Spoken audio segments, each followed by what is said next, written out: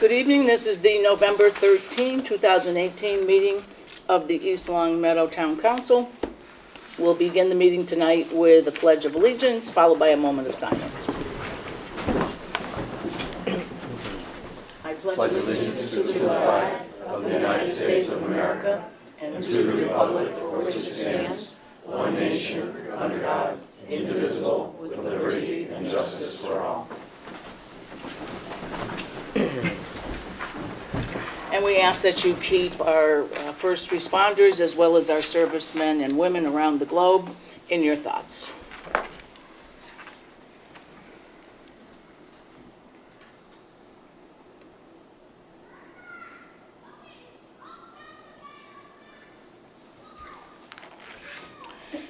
Thank you.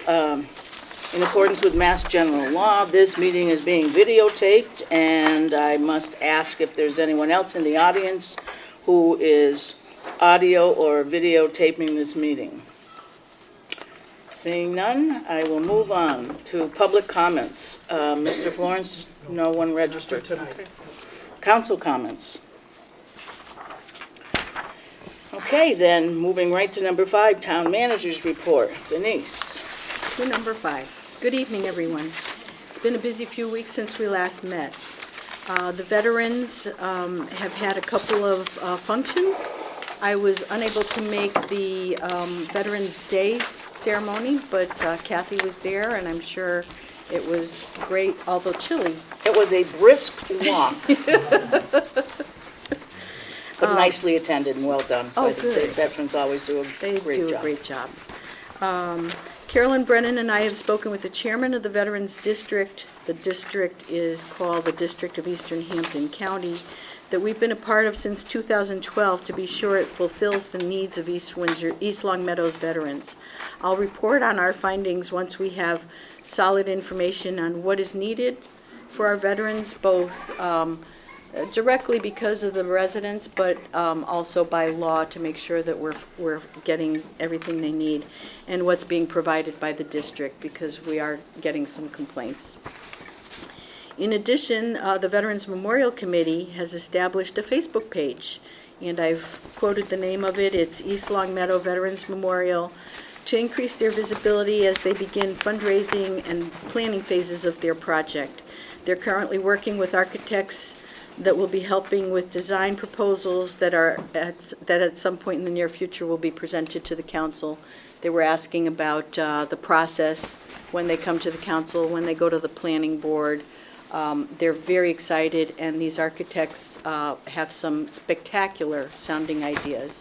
One big one that they mentioned that they were surprised about was because they're putting it in front of the COA, to make it so that there's some sound barrier, so that as people are paying their respects, that they're not distracted by the traffic and all of that, which was a really great idea.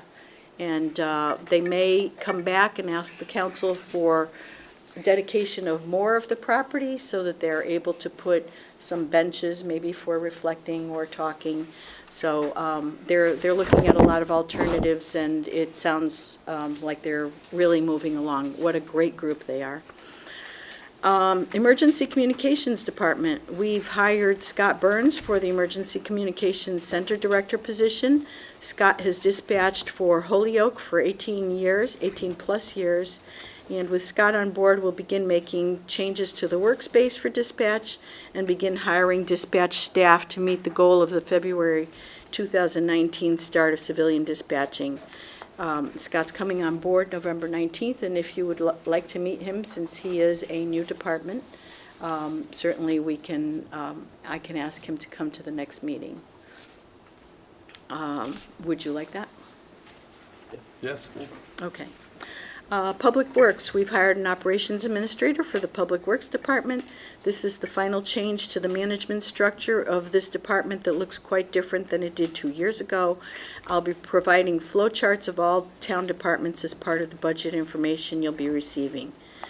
Approximately 900 water bills were sent to residents with an incorrect rate last week. They will be correcting that in the next quarterly billing. but anybody that would like to have a correction now is welcome to come to the Public Works Department and get that correction done now. Excuse me, through the chair, was it a lower rate or a higher rate? It was 10 cents higher. Higher. Instead of 15, it was 25. Per It was. cubic foot? I'm sorry? Per cubic. Yeah, but it ends up being about $20 maybe. Per bill. Yeah, $15 to $20. So if anybody wants the refund, they can get it. Otherwise, it'll be put along with a letter explaining it in their next bill.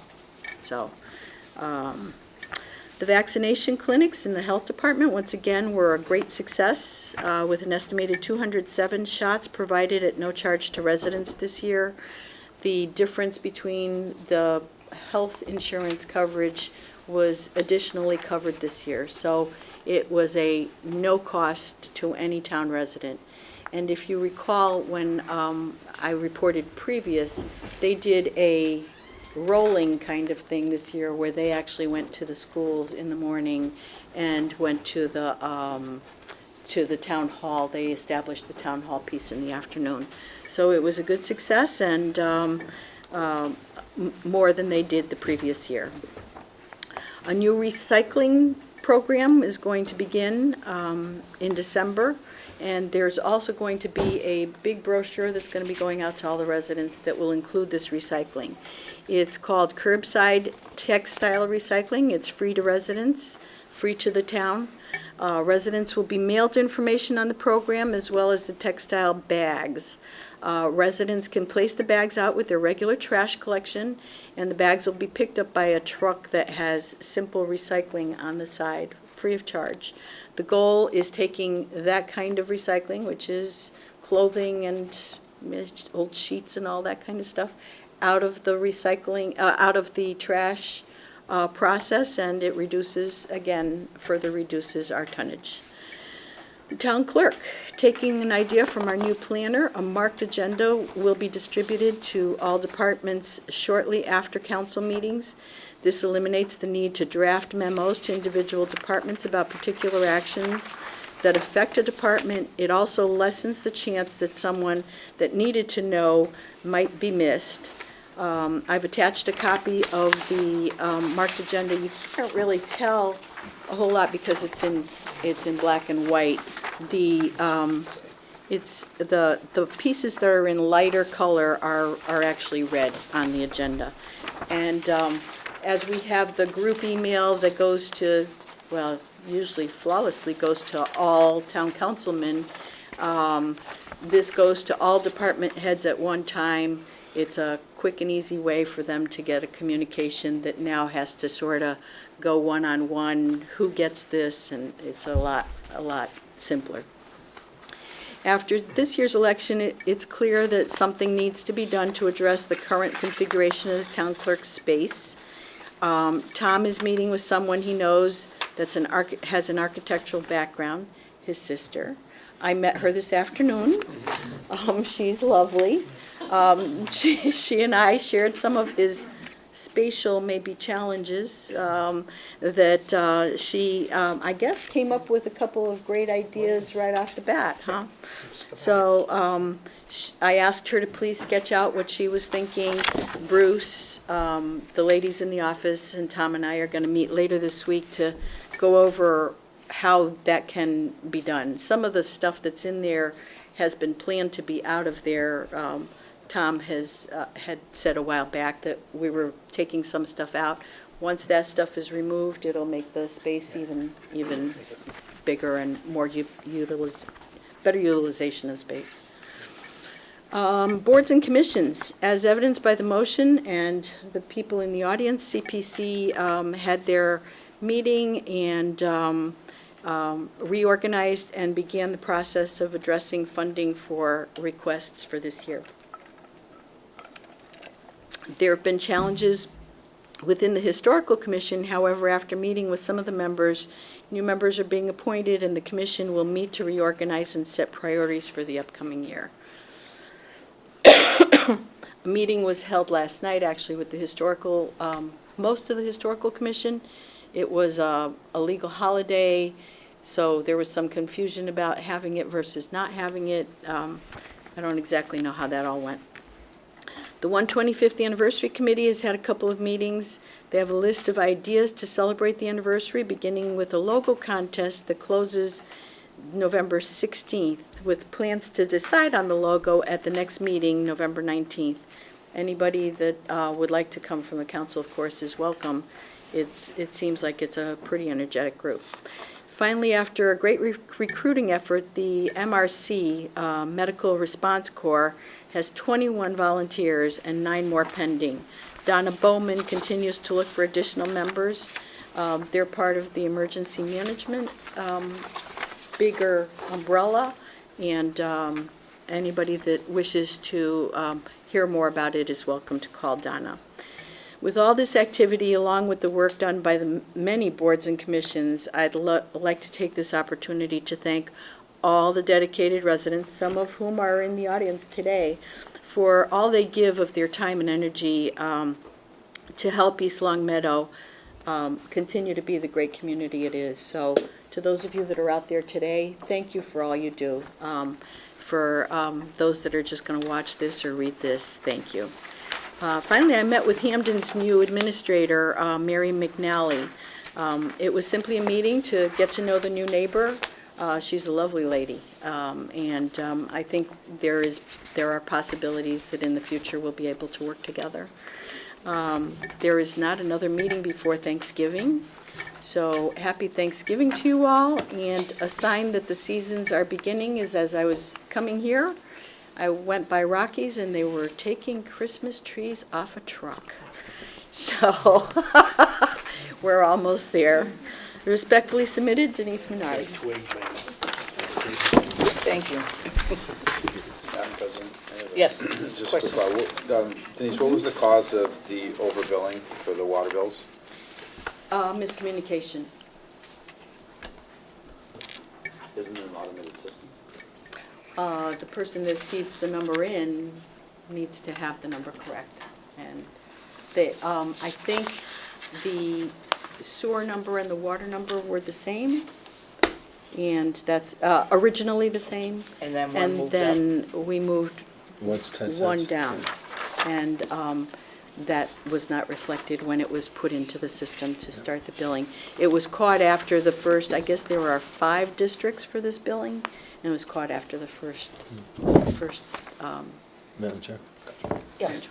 With regards to the recycling program, Yes. when you say textiles, does that include shoes, sneakers, and things of that nature? You know, I don't know that.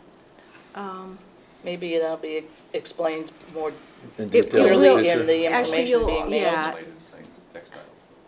Yeah, I'm just I- curious, I because I don't mean, that's know. always a common thing that could weigh down trash on Yeah. a seasonal basis. I'll check that, but you'll also, as soon as we get the new printed media, I'll be sending that to you all. So we're reviewing it again, one last review, and I'll make sure that I know that and get the answer to you. Good Okay. question. Any other questions? Moving on to approval of minutes. In your packet, you have the minutes from the October 23rd meeting of the council. Take a moment, please, to look them over, and if there are no additions or corrections, I'll entertain a motion for approval. Second? Motion's been made and seconded. All those in favor of approving the October 23rd minutes of the council, please say yes. Yes. Yes. Opposed? Opposed, please say no. And one abstention. Motion carries 6-0-1.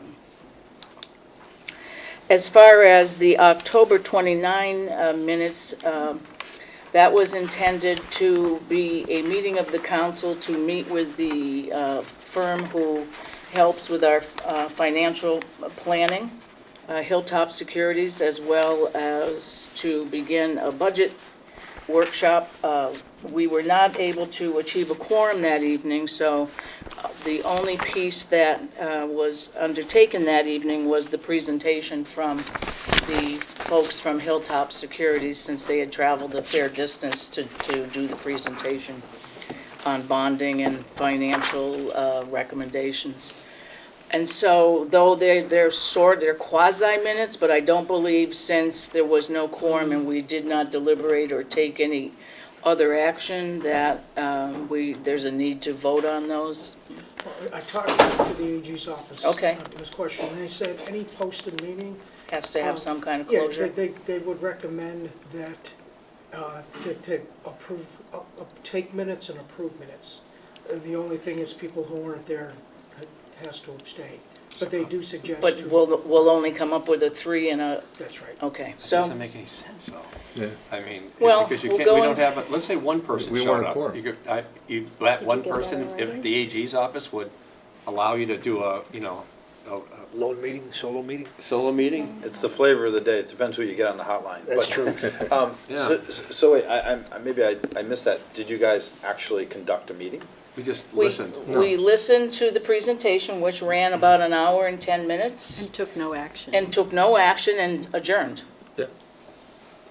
So It's even an though it easier wasn't a Probably just to be meeting of safe a- though, yeah, it's just. I would, let's err on Why the not? side that the Attorney General's office is correct. So the minutes are very brief, but if you take a look at them quickly, It can't hurt. Pretty accurate. I move to And- accept. A second. all those in favor of accepting the minutes from October 29, please say yes. Yes. Yes. Abstain. Please say no if you're opposed, and abstentions. Abstain. Abstain. So the motion doesn't necessarily carry, but the results of the action is 3-0 and 4 abstentions. Under number 7, communications, correspondence, and announcements. The first item is an Eagle Scout citation for Nicholas Lehman. And I believe Mr. Lehman is with us tonight. Hello. We do have a citation for you, Nick, but I'd be interested for our viewing audience as well as the council. Would you speak a little bit about your project? Absolutely. Would you like me to stand? Yes, if you could come up here Go up so to this that you can microphone. get into the microphone for Mr. Mackey's recording. Okay, so I'm Nick Lehman, as obviously stated. So for my project, I was looking around on the internet, just absent-mindedly. I think I was on Facebook, to be honest with you. And I saw a company called Greenbird LLC, and they design birdhouses that are eco-friendly, and they biodegrade after one nesting season. And so I took this idea and I followed my brother's footsteps. So he mapped the trails on Brown Farms, which is off of Hamden Road. And he built this beautiful trailhead. So if you ever get the chance, if you haven't been there, to go there and walk the trails, because they are absolutely stunning. But I wanted to follow Tyler and turning this into kind of a playground for other eagles to do their projects. So I looked into these birdhouses and I said, okay, they biodegrade after one nesting season, which sounds kind of weird. And I continued to research further and found out that birds only nest in the exact same nest one time. They might come back to the same area, but they don't go back to the exact same house. And so what that does is it alleviates having the town to have to clean up the houses, because another bird won't come in if there's a nest already built, and the houses go away. So I don't have to drill them into trees, I don't have to put stuff in the ground. They just tie on with a little cloth strap, and then they stay there for a nesting season, and then over the winter they biodegrade.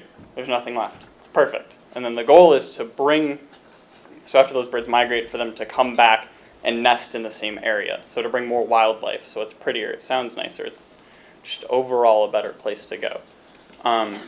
So I purchased 48 birdhouses with some money that was donated. And then I continued to look on Greenbird and found that they had a milk-based paint. So they take milk and they curdle it, and then they dry it out and they crush it up, and then they add other natural ingredients into it. So that biodegrades as well. So there's nothing toxic about it that gets added back into the environment. And I went with my younger brother, Ben, who's actually present, and I went to his Cub Scout den and I had his Cub Scout den paint I had his Cub Scout den paint 24 of the houses. And then I sold another 24 to offset the cost of the initial purchasing of the 48. And then I had a few people just buy them and say, okay, we'll paint these and hang them back up. So I actually hung up, I think, around 28 birdhouses on these trails. And so then I went in the following week with the Boy Scouts and we hung them up all over the trails. That was my project. That is very That is impressive. awesome. Yeah, it's Thank you. I hope, we don't have any coverage here tonight from the reminder, but this is absolutely worthy of a special interest article. He'll be in the reminder of the Thanksgiving edition. Excellent. And so we need to take pictures tonight, or hope to. That is a very intriguing project. We do have a question here, Mr. Kane. How much do these birdhouses cost? So I bought them in bulk. I got all 48 houses for $240 because if you buy them in bulk, you get them off. And then I sold How many did you purchase? I'm sorry. 48. 48. Okay. And then I sold them for $10 a piece. I sold the 24 just to pay for the total cost. So they're awfully expensive, and they're relative. It's like putting origami together. They literally just fold and then you put it. It's the easiest thing in the world. So what you were saying, if you remove the original bird nest, another bird might come to that nest, but the might. same one won't come back even if the nest is removed. Yeah, But if you put one right next door to it, as long as it's different, yeah, there's a chance of that same bird coming yeah. back. Pretty cool. That's very intriguing. Don't tell anybody it's the easiest thing ever done. It's hard. Oh, it was grueling, Super grueling task. horrible, but worth it. So Nick, first let me apologize for calling you Tyler. I remember your brother in school, and but on behalf of the council, we have a citation for you. We, the East Long Meadow Town Council, offer our sincere congratulations to Eagle Scout Nicholas Lehman for his achievements and service as a resident of this community and as a member of Boy Scout Troop 179. So congratulations, Thank you very as well as your brother's Cub Scout Troop.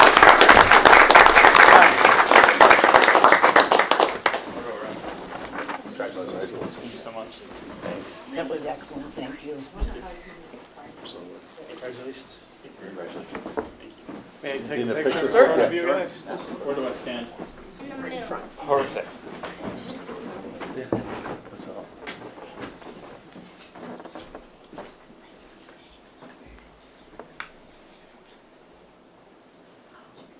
Thank you very much. Thank you.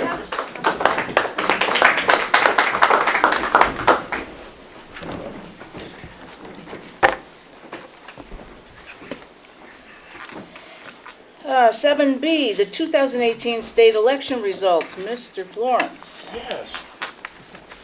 It was concluded a week ago today, and with the state elections now, they have, as you all know, early voting, and early voting took place October 22nd to November 2nd.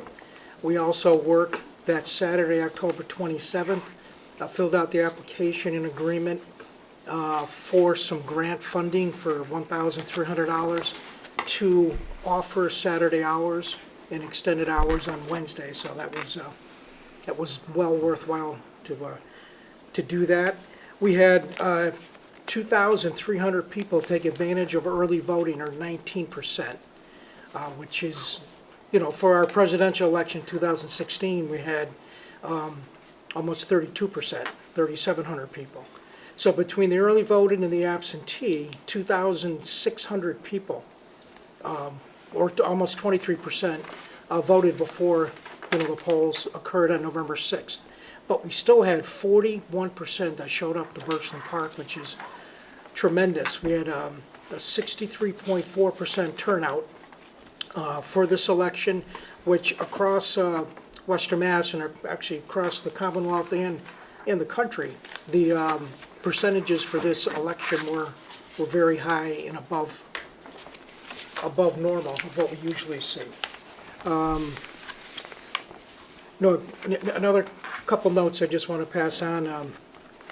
We have 15,700 residents, kind of like fun facts, and 2,600 are under age 18.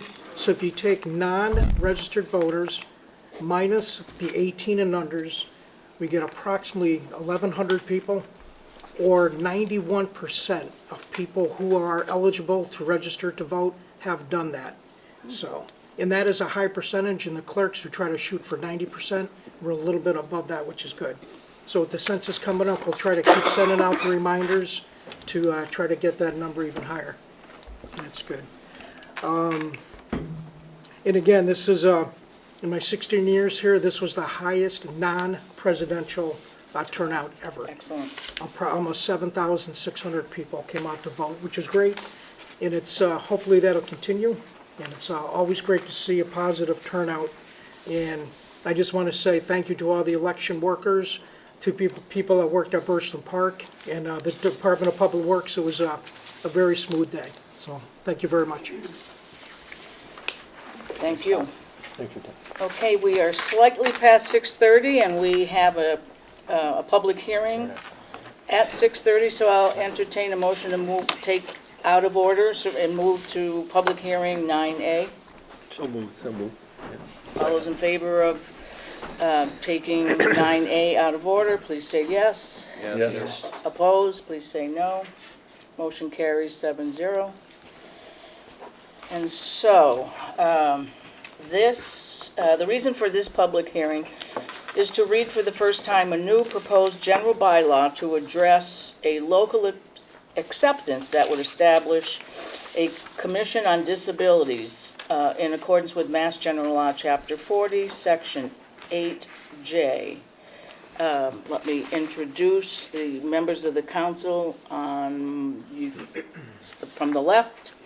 Councilors Federici, Manley, Anderson, Hill, Kane, O'Connor, and Ford. When I open the public hearing, the clerk will read the legal notice into the record. I will then have the applicant read for a first time the new proposed general bylaw. The applicant, I'm sorry, is the council, to address the local acceptance. If anybody is recording this meeting, they will need to identify themselves. After the council has read this into the record, I will open the public portion of the hearing for input. After that, I will close the public portion and give an opportunity to the council to weigh in on this. And then finally, the council will take a vote to continue the proposed bylaw to a second reading or to take the matter under advisement. That said, I'll open the public hearing, and Mr. Florence, will you please read the notice into the record? The East Long Meadow Town Council will hold a public hearing on Tuesday, November 13th, 2018 at 6:30 p.m. in the meeting room of the Council on Aging located at 328 North Main Street to address a proposed local acceptance of Mass General Law, Chapter 40, Section 8J, that will establish a Commission on Disabilities. Information relating to this proposed bylaw is on file with the town clerk and available for review by the public. For the council, Thomas Florence, clerk of the council. Thank you. Now, this proposed bylaw is 4 pages long, and my understanding is that in accordance with MGL, this has to be read verbatim into the record. And so, Councilor Anderson, you have a radio voice, a very lovely radio voice. I'm going to hand that over to you and ask you. Thank you. You're all set? I'm set. Part 1, Administration of the Government. Title 7, Cities, Towns, and Districts. Chapter 40, Powers and Duties of Cities and Towns. Section 8J, Disability Commission, Powers and Duties, Members, Terms. Section 8J, a city which accepts the provisions of this section by vote of its city council, subject to the provisions of its charter, or a town which accepts the provision of this section at an annual or special town meeting, may establish a commission on disability, hereinafter called the Commission, to cause the full integration and participation of people with disabilities in such a city or town. Such commission shall, 1, research local problems of people with disabilities, 2, advise and assist municipal officials and employees in ensuring compliance with state and federal laws and regulations that affect people with disabilities. 3, coordinate or carry out programs designed to meet the problems of people with disabilities in coordination with programs of the Massachusetts Office on Disability.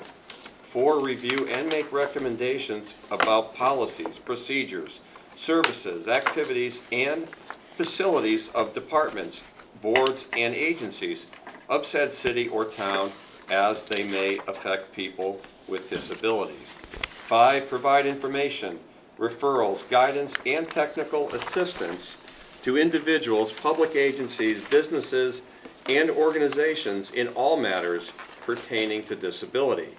6, coordinate activities of other local groups organized for similar purposes. Said commission shall keep records of its meetings and actions and shall file an annual report, which shall be printed in the city or town annual report and shall have at least 10 meetings annually. Third paragraph, effective July 1, 2016, for text effective July 1, 2016, see below. Said commission shall consist of not less than 5 or more than 9 members. In cities, the members shall be appointed by the mayor, subject to the provisions of the city charter, except that in cities having a Plan D or Plan E form of government, said appointments shall be by the city manager, subject to the provisions of the charter, and in towns they shall be appointed by the selectmen, except towns having a town manager form of government, in which towns' appointments shall be made by the town manager, subject to the approval of the selectmen, and except towns having a town council form of government, the town manager. A majority of said commission members shall consist of people with disabilities. 1 member shall be a member of the immediate family of a person with a disability, and 1 member of said commission shall be either an elected or appointed official of that city or town.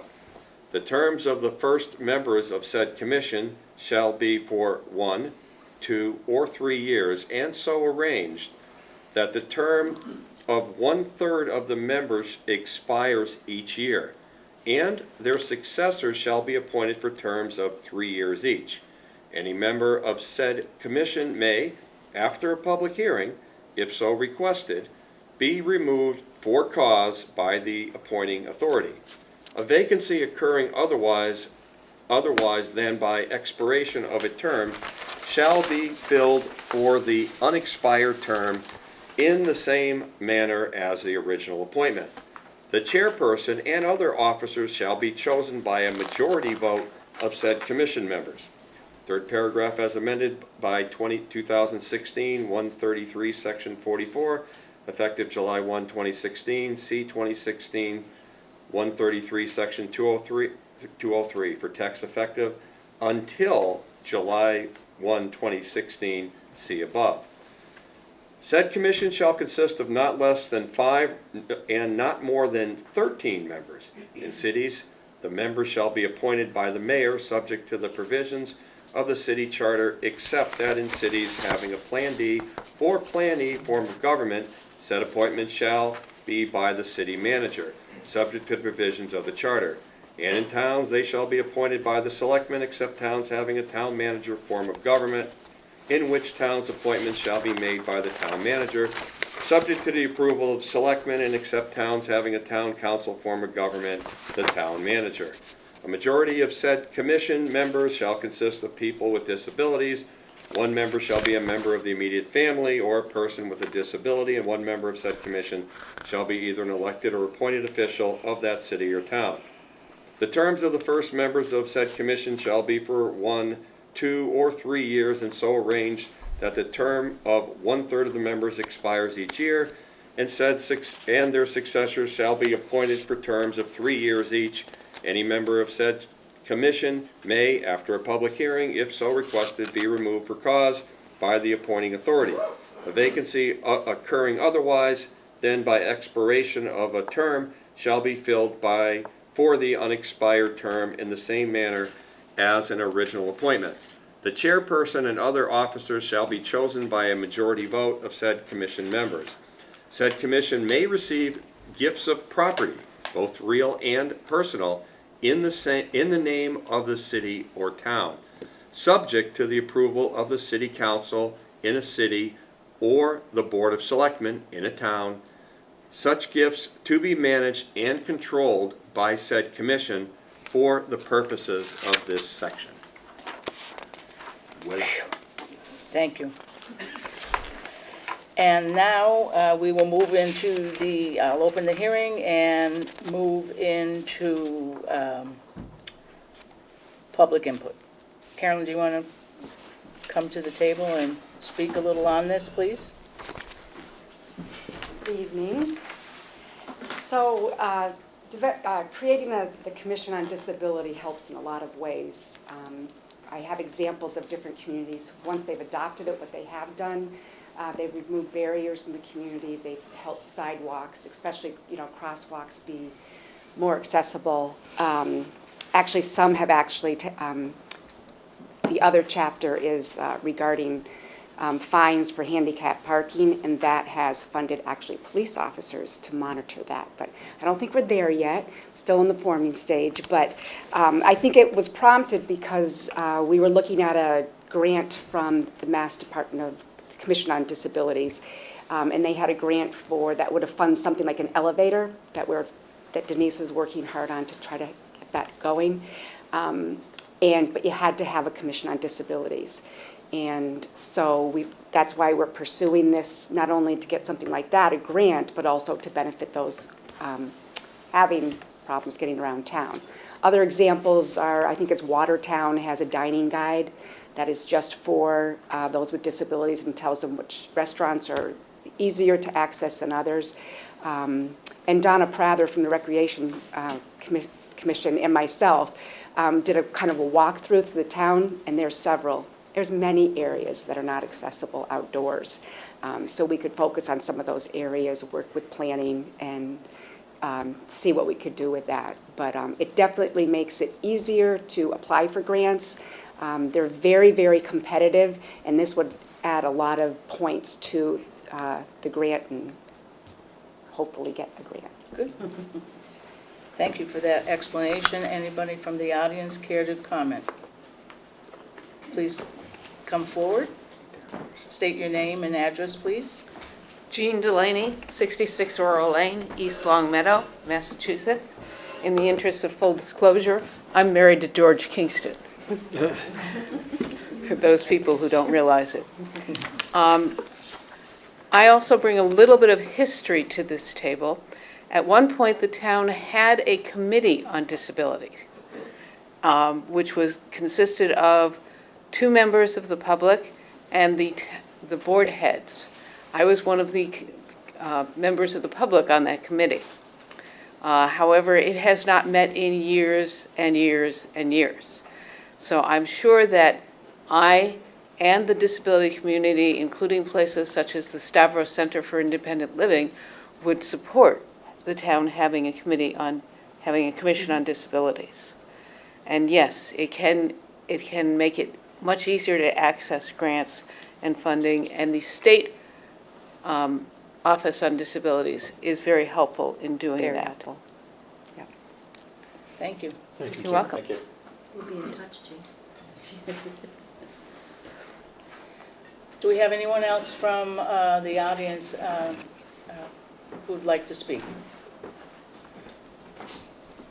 Mr. Henry, please come forward. Pat Henry, Ridge Road, East Long Meadow. I had 2 questions last time, and I haven't heard the answers yet, so I just got to rephrase them. I want to ensure that this is nothing that we're mandated to do. We're going to, if we do this, we're doing it on our own. If we adopt this, we're doing it, there's no pressure on us to be forced to do it. I am not aware of any It's not mandated. mandate from the Commonwealth. And number 2, I was interested in what drawbacks could there be in the future, either cost-wise or restrictions that the town would be under because of it. And I just want to throw that out there again. No, that's a good question. There really isn't any. It would be volunteers specifically and those living with disabilities. So I don't see any drawback. Is there any that you could think of that would be a drawback? Well, I'm thinking financial, all the reports that need to be kept, the meetings that need to be had, and probably posted, and so there's. I would see that there's a lot of- being an employee of the town doing that. We all have to post for our regular meetings for our boards. Right. So I don't think that would be a cost that would be extra. And the benefit far outweighs. The I minor think. expenses. It won't mandate, for instance, that we need to do certain ADA things. It helps us become more compliant, right? That's the way I understand it. Is that right? To the chair, so if the, committee meets and says there's an intersection that's not handicap accessible, and then we decide to put that as part of our, Capital kind of public plan safety in our or- capital plan, something that we would choose to do on our own, we wouldn't be mandated to do, we would choose to Correct. do it. Absolutely, yeah. So if we make an improvement that makes something more accessible, then it's our choice. So This committee can be our eyes and ears, make recommendations to us, to make to the council for, all kinds of. So, and again, it's a great question, and so the likelihood that we'll end up getting some grant money somewhere down the way will probably outweigh any mandated costs, I would assume? Yes, and listening to Carolyn, since the grant process is so competitive, in the absence of a town not having a commission on disabilities, you are kind of eliminating yourself from the competitive ring, because it appears they're looking more favorably on towns that have this organization in place. So it would behoove a town to do that if they want to reach out for competitive funding. And the other I'm sorry. Oh, I was going to say, through the chair, I was going to say, plus it affords a voice for people with disability. Right. To feel that there's a venue, there's a place they can use as a group to speak the concerns that may or may not be aware are not being addressed. Right. And the other thing, too, is we're working with some members of Redstone, Care One, to work towards making East Long Meadow dementia-friendly. And it's great to do this together. So to me, it's a no-win. Wait, did I say no-win? You mean a win-win? A win-win. It's a win-win. That's just what I was worried about. Thanks, Pat. Thank you, Pat. Any other input from the audience? Seeing none, I'll close the public portion of the hearing. And now we've somewhat gotten ahead of ourselves from the council to, we're at the point of council input. We've done a little bit already. This is the first reading. Any other comments from the council? We don't want to close it. No, we're not. We're going to continue. Yeah. I just closed the public portion of Oh, input. got you. That said, Mr. O'Connor, can you read the motion then? The first motion? Yeah, 9A. Okay. I move to continue the public hearing for a second reading to address a proposed local acceptance for Mass General Law, Chapter 40, Section 8J, that will establish a Commission on Disabilities to November 27th, 2018 at 6:30 p.m. So moved. Second. Motion's been made and seconded. All those in favor of continuing this to a second reading on November 27th, please say yes. Yes. Opposed, please say no. Motion carries unanimously. Moving on to our 640, which we are a little behind, but we're following it up right behind it. The proposed local acceptance of MGL Chapter 40, Section 22G, that will allocate all funds received from fines assessed from handicap parking violations to the town's Commission on Disabilities. I've just stated the reason for the public hearing. I'll introduce the counselors again. On your left, Councilors Federici, Manley, Anderson, Hill, Kane, O'Connor, and Ford. I'll open the public meeting now and ask the clerk to read the notice into the record, please. The East Long Meadow Town Council will hold a public hearing on Tuesday, November 13th, 2018, at 6:40 PM in the meeting room at the Council on Aging located at 328 North Main Street to address a proposed local acceptance of Mass General Law, Chapter 40, Section 22G, that will allocate all funds received from fines assessed for handicap parking violations to the town's Commission on Disabilities. Information relating to this proposed bylaw is on file with the town clerk and available for review by the public. For the council, Thomas Florence, Clerk of the Council. Thank you. And again, this meeting is being recorded, and anybody in the audience who is doing the same, please identify. There doesn't appear to be anyone. Now I will ask for a reading for this first time. It's Section 22G. It's decidedly shorter, so I'll just go with it and read it myself here. Section 22G, any city or town which has accepted the provision of Section 8J is hereby authorized to allocate all funds received from fines assessed for violations of handicap parking in said city or town to the Commission on Disabilities. Funds so received shall be deposited by the city or town treasurer in a separate account and shall be used solely for the benefit of persons with disabilities. Said account shall be established by the city or town treasurer and shall be kept separate and apart from all other monies. Expenditures from said account, including accrued interest, if any, shall be made upon the recommendation of the Commission on Disabilities in accordance with the accepted procedure of the city or town for the disbursement of funds, including the approval of the mayor and/or city council or the town manager or the board of selectmen. The city or town accountant shall submit annually a report of said account to the mayor or city council or the town manager and board of selectmen for review, and a copy of said report shall be forwarded to the Bureau of Accounts. A much shorter story. Now I will ask any parties. Carolyn, do you want to weigh in on this a little bit for us? Sure.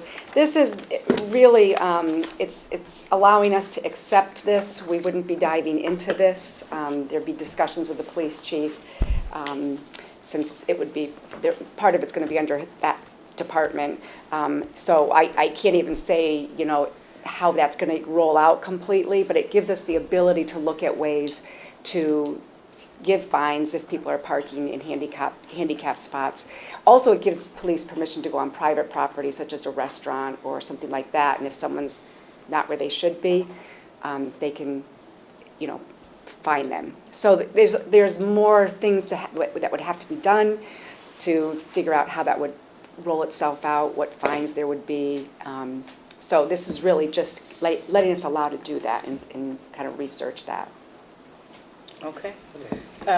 This is the public portion, and then the council can. I know it sounds nitpicky, but we have to follow public hearing parameters. Is there anyone else from the public who would like to speak on this? All right, the public input portion is closed, and now the council can ask questions or weigh in.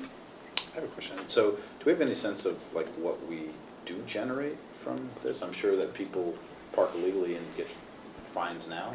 Is there any? I don't. I could ask Jeff, our police chief.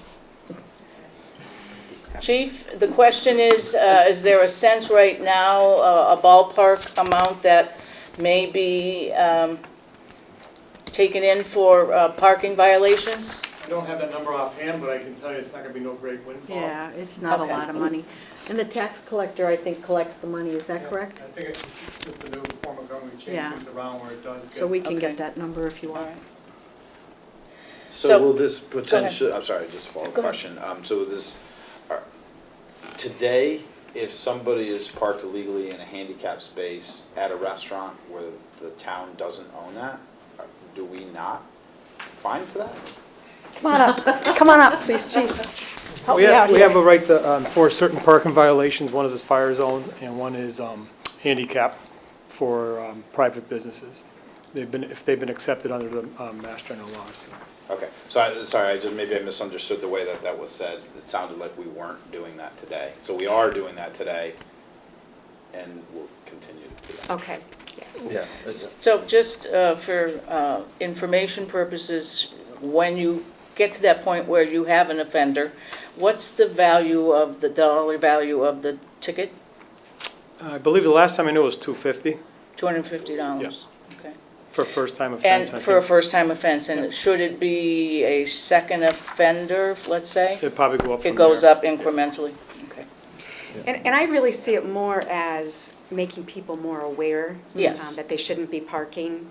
So I don't see it's going to be No. really any significant impact. It's not for the, Well, I wouldn't generate your program off the windfall of that, whatever it may be. Yeah. I mean, you can maybe we could stripe a space. I'm sorry, Don, just the reason why I'm asking that is because now we're gonna mandate that certain things be done from an accounting perspective.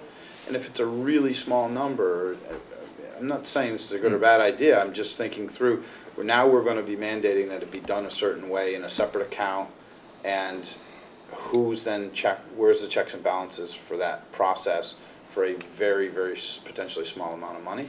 So I might be missing something, but that's just kind of my instincts are telling me, like, It needs to be accounted for separately now, so I'm sure that piece of it, the reporting of it to wherever, at the ADA level is going to be different, but it has to be recorded separately now. I'm going to surmise that the way this language is crafted, it doesn't seem as going to be, for a community this size, as big a deal. But a Springfield, a Boston, a Worcester Yeah. probably has a significant number of violations and probably does accrue a reasonable, a noticeable I'm sure balance. there's money to be so-called made there. Right, A lot of times when we get a call, we get there, the car is no longer there. right.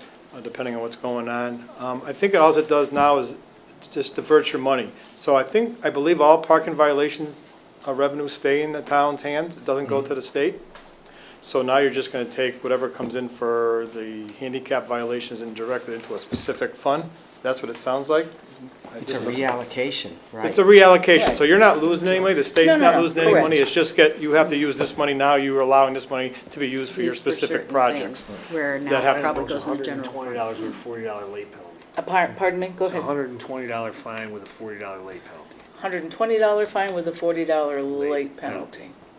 And you're reading from, The Massachusetts parking ticket fines and codes. so I can it's get not locally That's not set? handicapped, I don't think. I can get I'll Handicap or research. disabled veteran parking violation is $120 with a $40 late fee. Through the chair, too. Yes. My question would be to the chief. You mentioned if we adopt this certain, you're not specifically speaking to this motion that we're talking about. We already have something in place which allows you to do the fines. Right, Right. So this is not contingent on you no, they're doing separate. that. It's gonna be business separate. as usual for us. Right. What you guys do with the revenue is up to you. Right. That's the issue. So if we Yeah. wanted to do that dining guide, that would help pay for it. So, we're not going to be hiring a cop to go around and do tickets. That's a bigger community does that. Watertown's much bigger than we are. So it's really, and Sarah can put together a little account in 30 seconds. She's amazing. So I don't think that would be a big issue for her. Well, I share the same concern that Joe started to speak about, which is, I'm not a big fan of creating another fund. We have enough funds in town. We have enough revolving funds, enterprise funds. And it sounds like, from the discussion we've had, that this would be something that would be, ideas that would come from the commission would be pretty substantial in the monies that would be needed. And I believe that ought to come through the council anyways. I'm not a big fan of creating another fund that is outside of our control, that is townspeople's money, in a sense, because it's coming out of the general fund and going into the special fund. So I think this is not necessary, but certainly the first one, to me, in my opinion, would be. So if I can just respond to that, so it would, you couldn't use another revolving account. You had mentioned there's other revolving accounts. You have to only use the money that you receive from fines to be able to pay for something. And we do not we have a governing authority that is you, so we cannot spend things without bringing that before you. I understand that, but that's my concern, is just creating another fund. So, But that's it my would comment. For a be really for a good restricted reason. purpose, though. Yeah, it can only be Correct. used for the purpose of Right, this. because Money's going for a specific it's going to be purpose. allocated and it's dedicated money for Right, a for finite disabilities. reason. Very So specific. It has to be Well- separate, it has to be You segregated. can't spend more money than we have. Yeah. Of Madam- course. Madam Well, President, that's would not- it be possible to, like, let's just say hypothetically, it's a couple $1,000s a year that we're talking about. Is it possible to allocate the money towards this without creating A revolving this fund? Yeah. But special you don't know, project? you don't know what the income's gonna be. Well, we don't know that. Or what we're going to You spend. will I'm know, if you just saying- set up a I'm separate just saying- fund and the money goes in there, you'll know what the income's gonna be.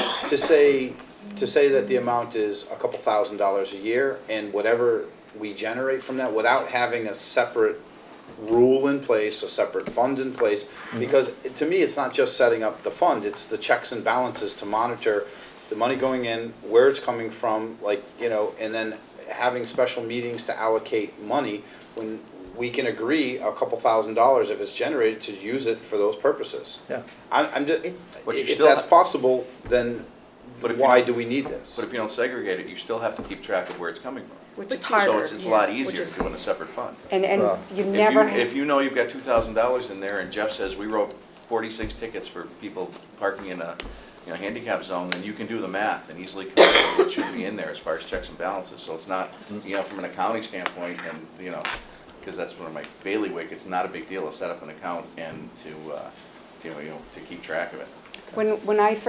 when Sarah was first hired, our finance director, she went through all of our stuff and helped us be able to put those all in separate accounts. She prefers that, and it is nothing, you never have to worry about checks and balances with Sarah. So I'm wondering if it doesn't necessarily have to be a revolving fund or enterprise fund, that kind of fund, but more on the idea of like Carolyn is talking about within her department.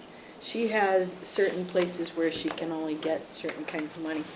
Recreation, remember the big basket of money that we had that was sorted out into all the different funds that the basketball season uses and the football season uses?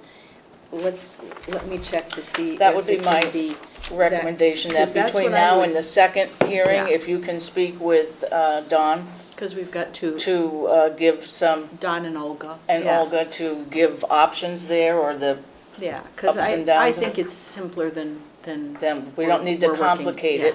No, we have multiple accounts that are just designated. We have a food pantry account that is Right. only for the food pantry, and money comes in with our donations.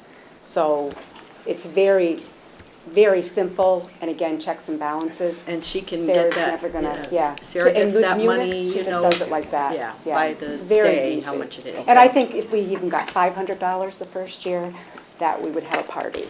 That is, I just don't think we're gonna get I don't think you can that spend that much, on do a you? I party. can't have a party. I don't think you can spend that money on a party. I think that's a Well, I have another account, I'll use the revolving account. Is there any more comment from the council? I was just curious that, how many of these tickets are appealed? Or do they just most, 99% just write the check, or do some of them just decide to challenge for the sake of challenging? I just wanted to know. The old system under the Board of Selectmen, there was a hearing officer. Since the town council became the new charter, don't have- it's a different process now, so I can't answer.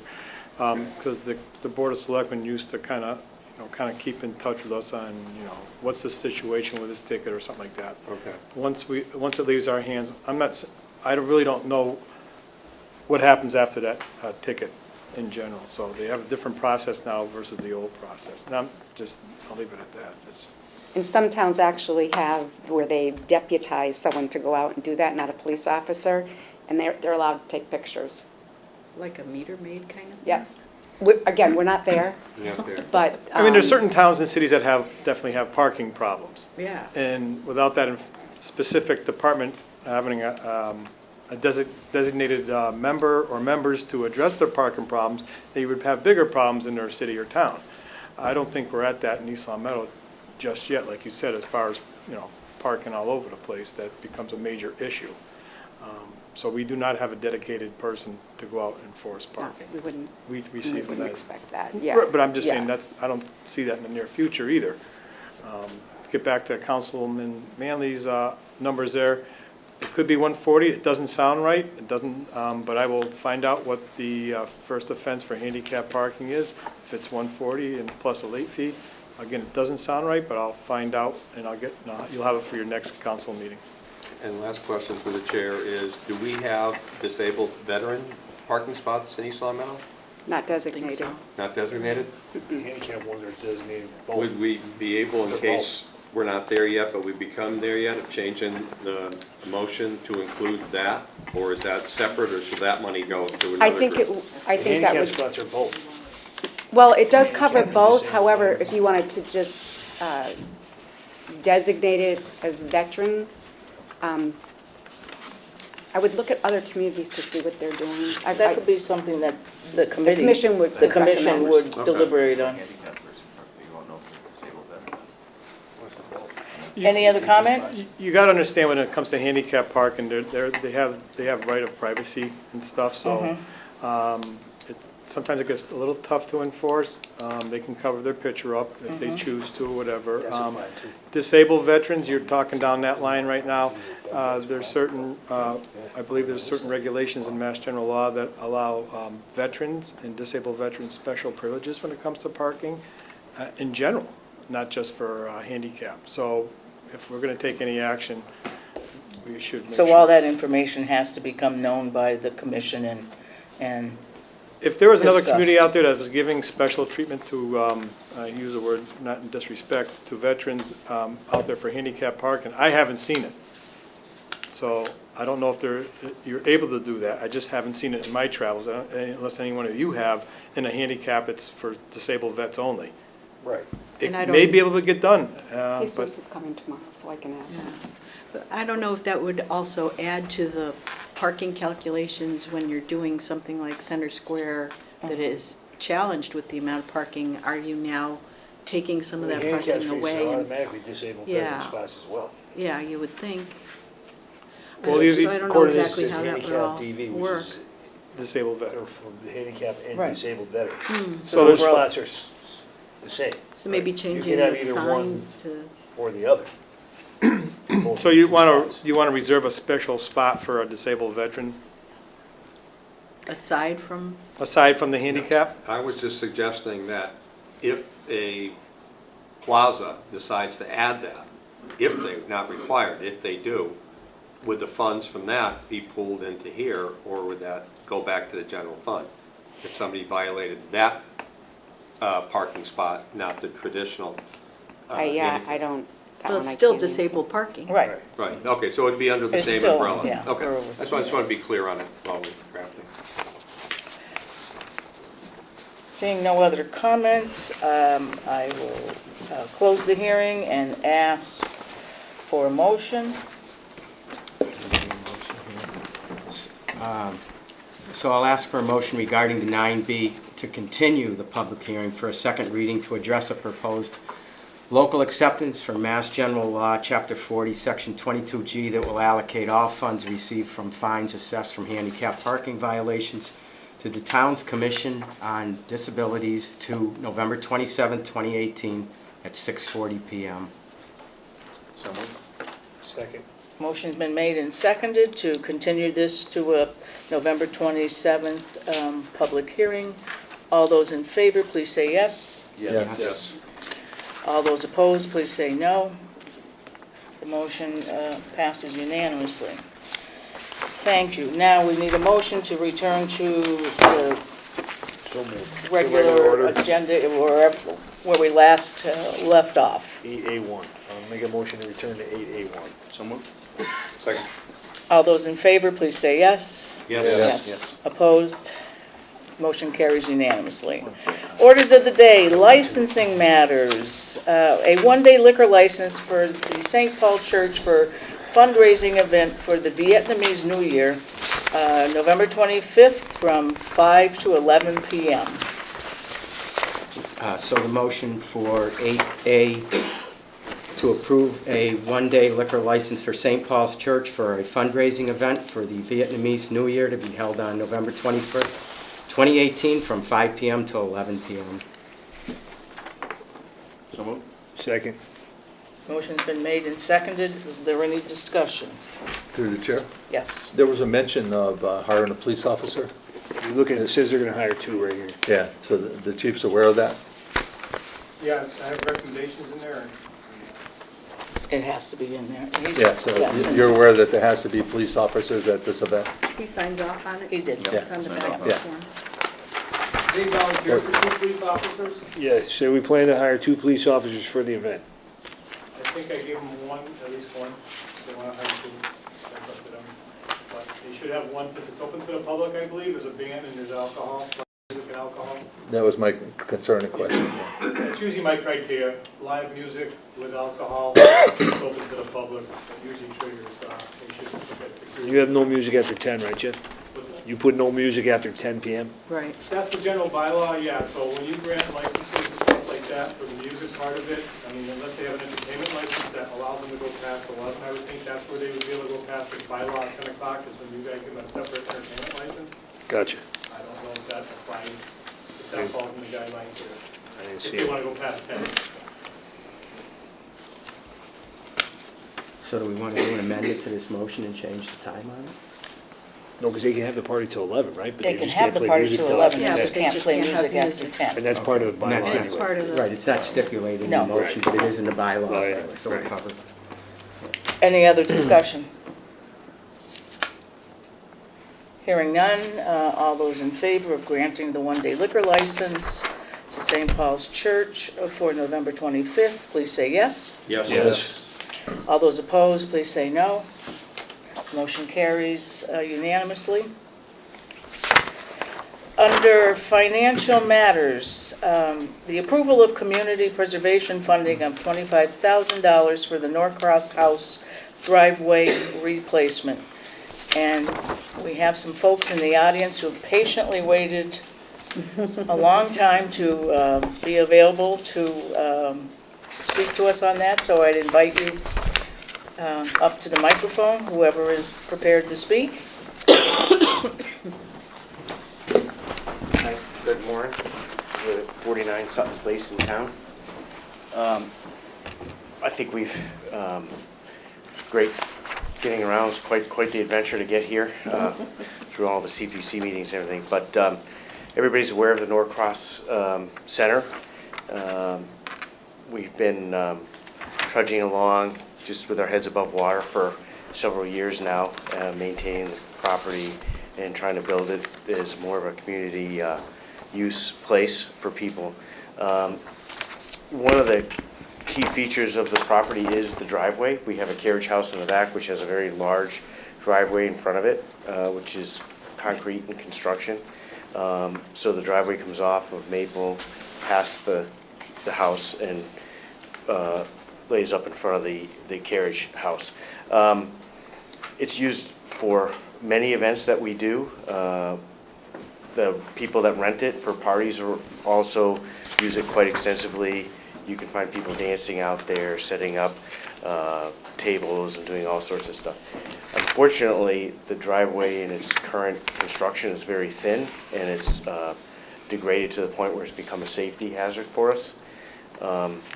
It's very important to us sustaining the ability to rent and continue these functions. So that's why we put together the proposal. We're looking to put in a much more robust driveway construction, and we had 3 quotes from that from a year ago. It's not likely we would break ground to try to do this year, so we're probably looking at the spring or the like to start construction on it. It's a capital project, it's a rehabilitation, and per community preservation rules, we're looking at what's considered compatible use, which means, you know, putting something in that may not be exactly historically correct, but it allows you to use the property in a manner that helps you sustain it. And that's what our real goal is here. We need to be able to sustain as best as possible. And it is a replacement of what's there as well. I have a question for the Yes. chair, please. Was there any bidding put out for the replacement? Yes, we have 3 bids. So is the actual cost, is that what these bids are coming in at, approximately $25,000? So the bids came in anywhere from 18 to 21,000 a year ago. So we are anticipating that by the time we get to launch this, we ask for not to exceed of 25,000. So we are anticipating it's going to be somewhere in the $18,000 to $20,000 range to do. You know, it all really depends on cost of materials and availability of contractors. Thank you. Question. What was the CPC's position on this, They approved it unanimously, of the 25,000? not to exceed. Yep. Not to exceed? Okay. Correct. All right, and what about the contingency of any unspent monies?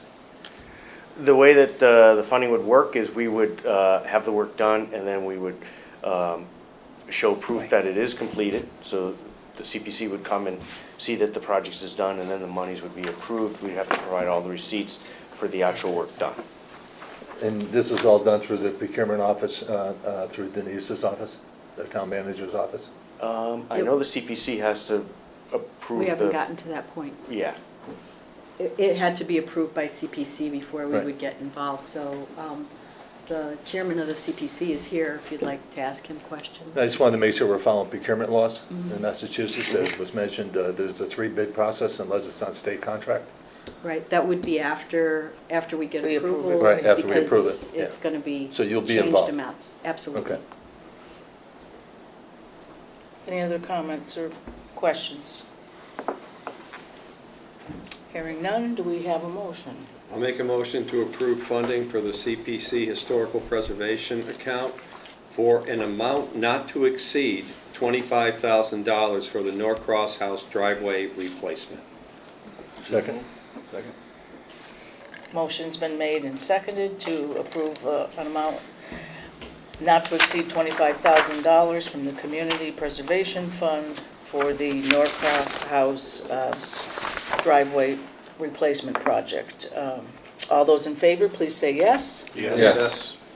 Opposed, please say no. The motion carries unanimously. Thank you, and good luck Thank you. with that. Good luck.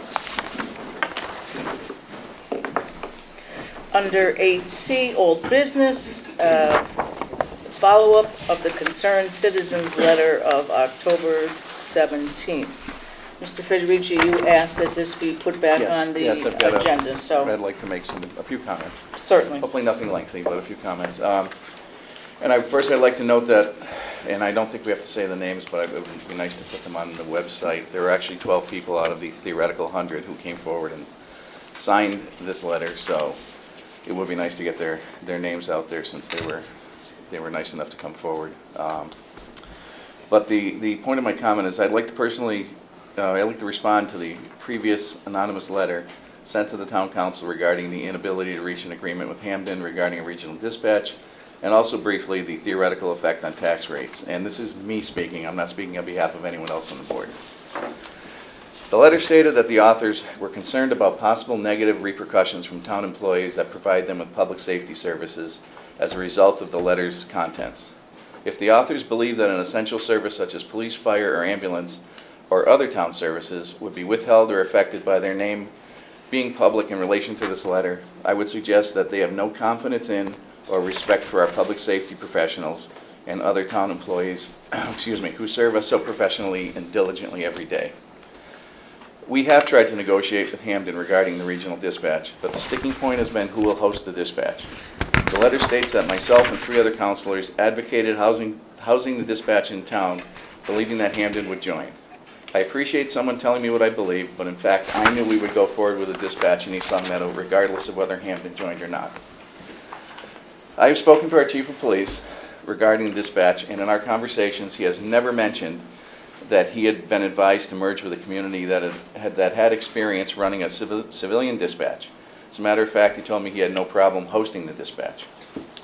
If Hamden's geographical location is so advantageous as is stated, why have they not joined up with other towns yet? It appears they are also leaving grant money on the table.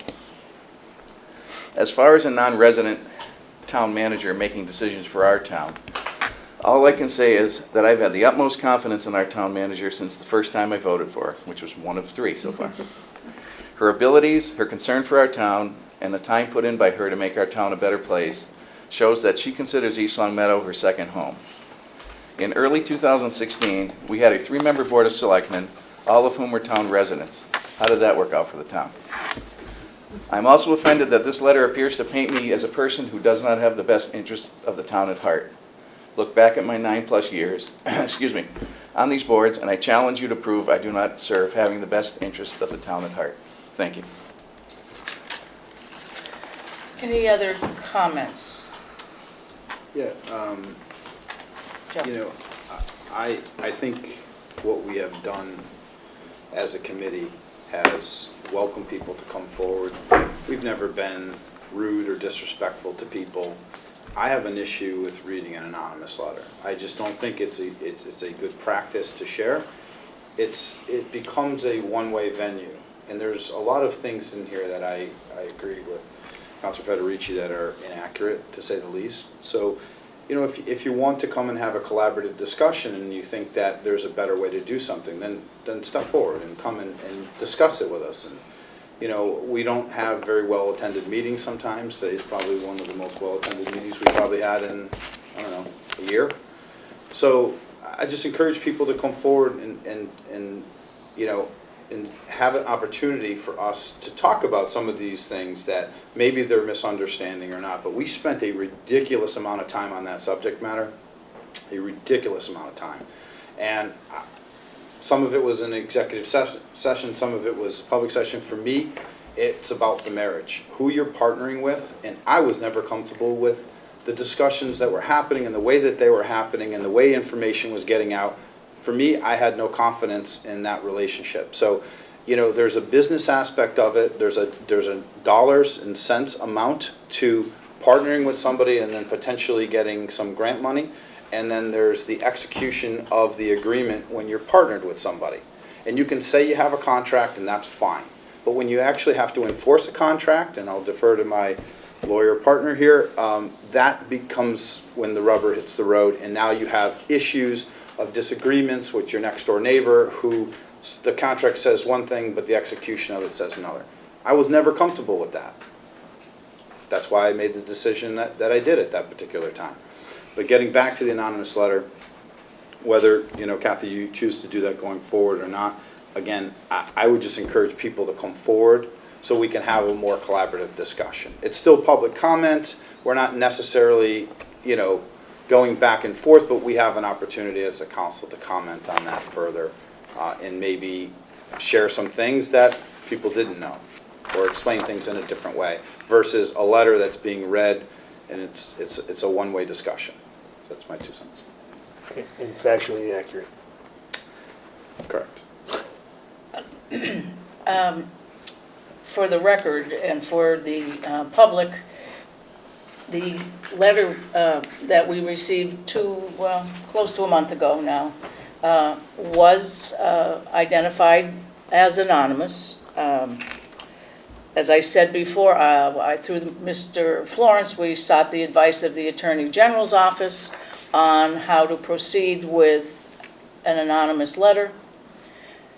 And the remark or the advice given from that office on that day was that it could be read into the record or a summary could be read into the record.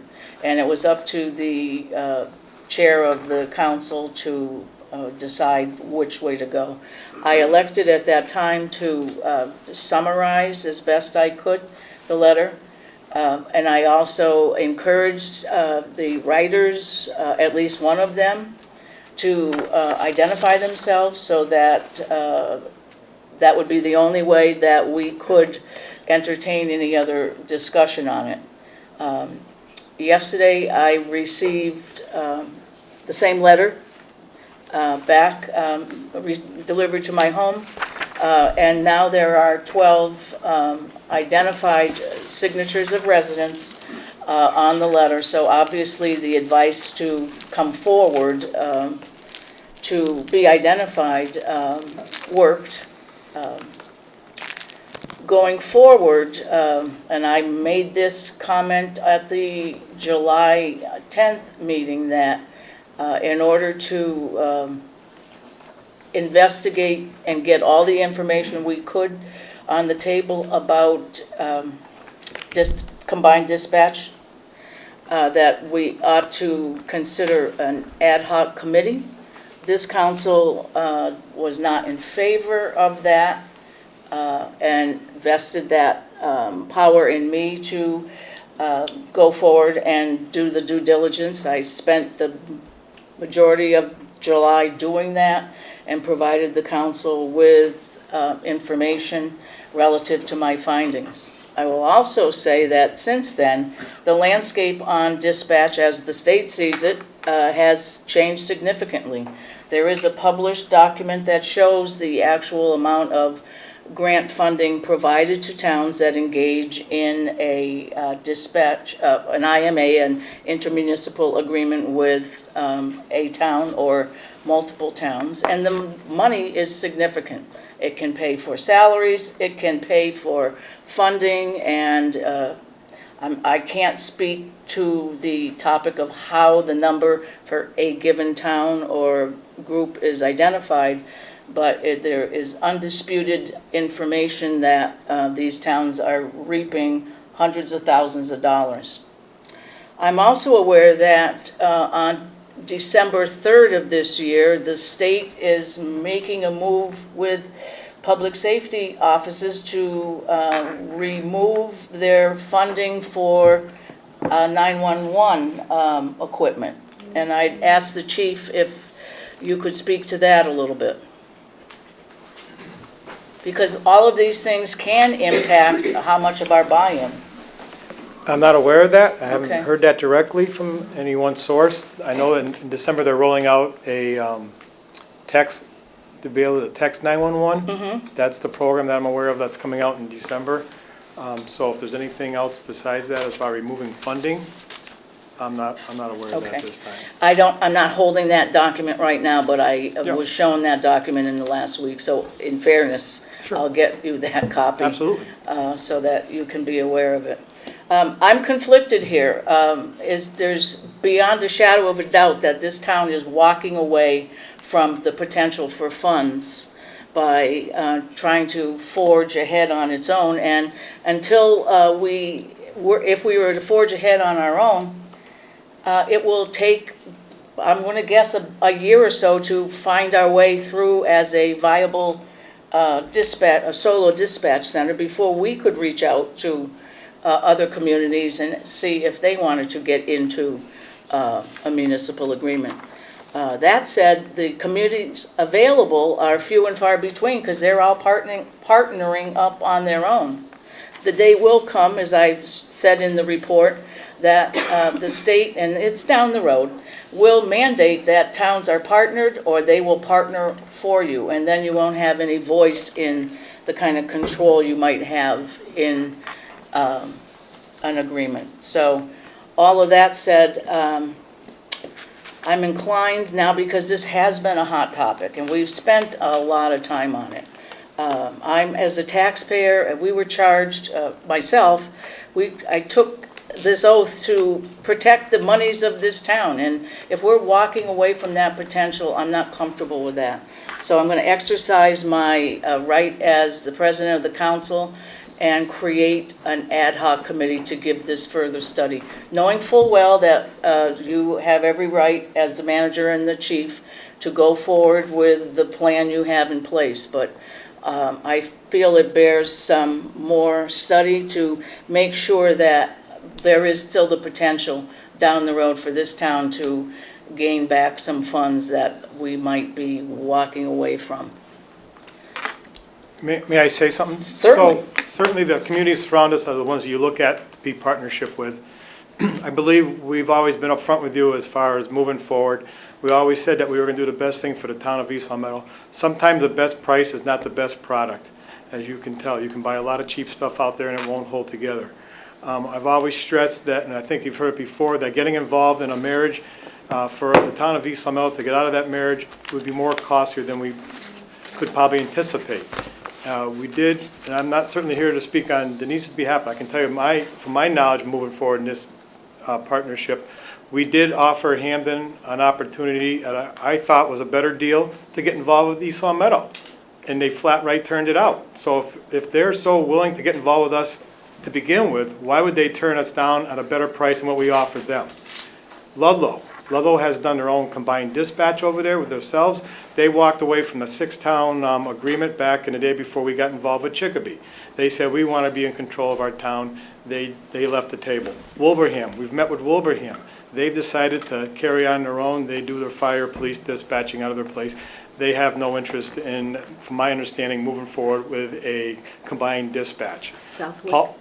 Southwick has That's true, but it's all, the Wilbraham officials did state they are in a different financial spot, community-wise, than we might be, or other towns, and that it was not a financial burden for them to staff it on their own. And I would guess that I'd have to look at what they're spending on their dispatch system compared to what we're looking to spend. I know there was reference in the letter that the dispatch, this moving forward, would throw out the empty nesters or something along that lines.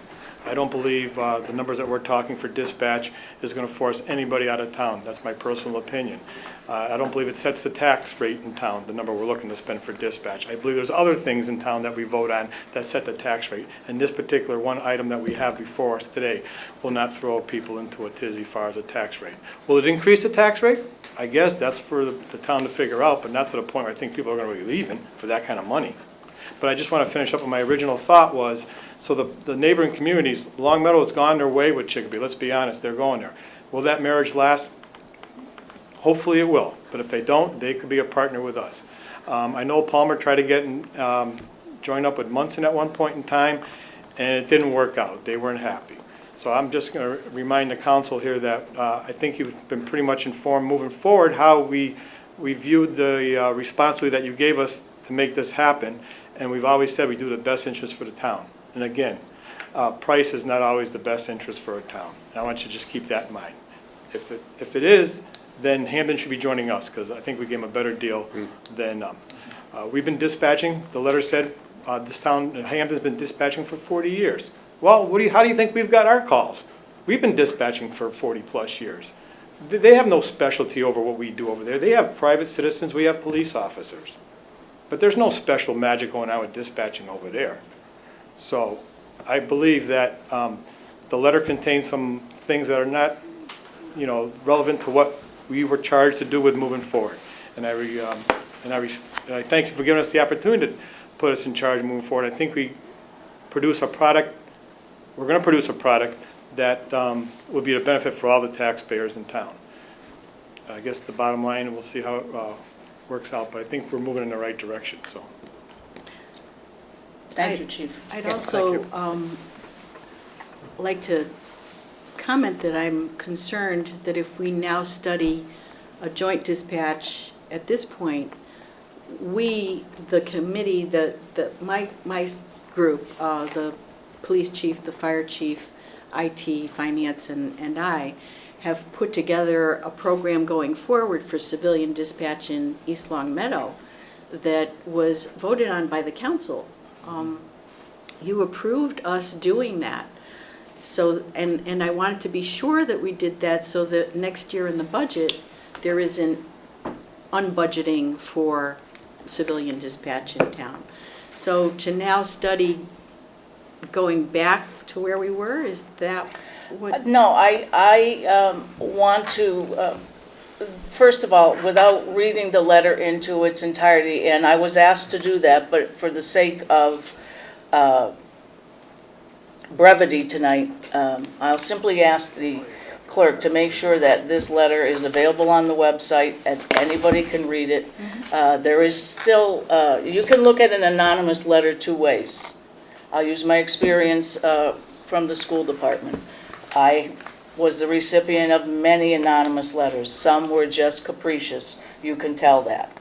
Others have substance, and you're compelled by your role as a school administrator to seek out whether or not there's some truth in it. There is some truth in the letter that is written by the then anonymous authors of the letter.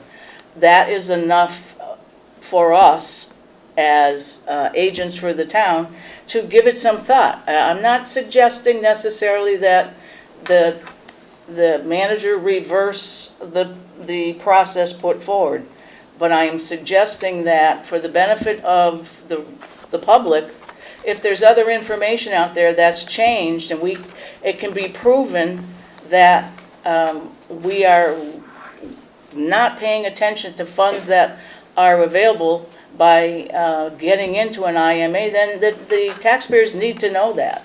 I don't think any one of us up here can just sit in judgment of what he or she wants.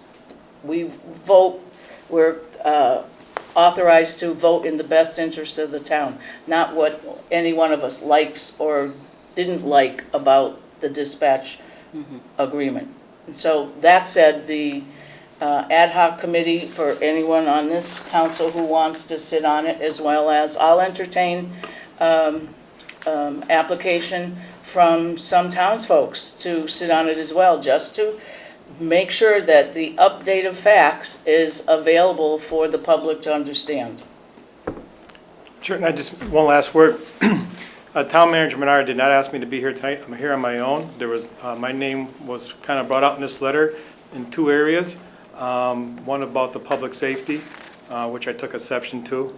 I'm here to defend my department. We don't operate that way. So I'm here I'm not on her advice. Matter of fact, I did let her know I was coming. She says, well, I'm not inviting you. I said, that's fine. She doesn't need to. She doesn't need to. Live here. And then the question about my peers. No peers came to me and said, you should do this or else.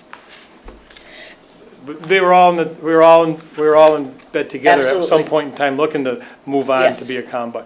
But so that's what I just wanted to say. Personally, I don't dispute what you're saying right now. I'm not necessarily, But I would agree with you that not every statement in that letter might be borne out in fact. There is misinformation in the letter. And I'm open for, like Councilman Ford said, bring it on and bring it to the table. We can discuss it. There's Right. nothing wrong with a healthy discussion. Right. I'm all for that. That's all that this is If somebody's going been to misguided, do so now. be it. If I'm misguided, so be it. I've been wrong before.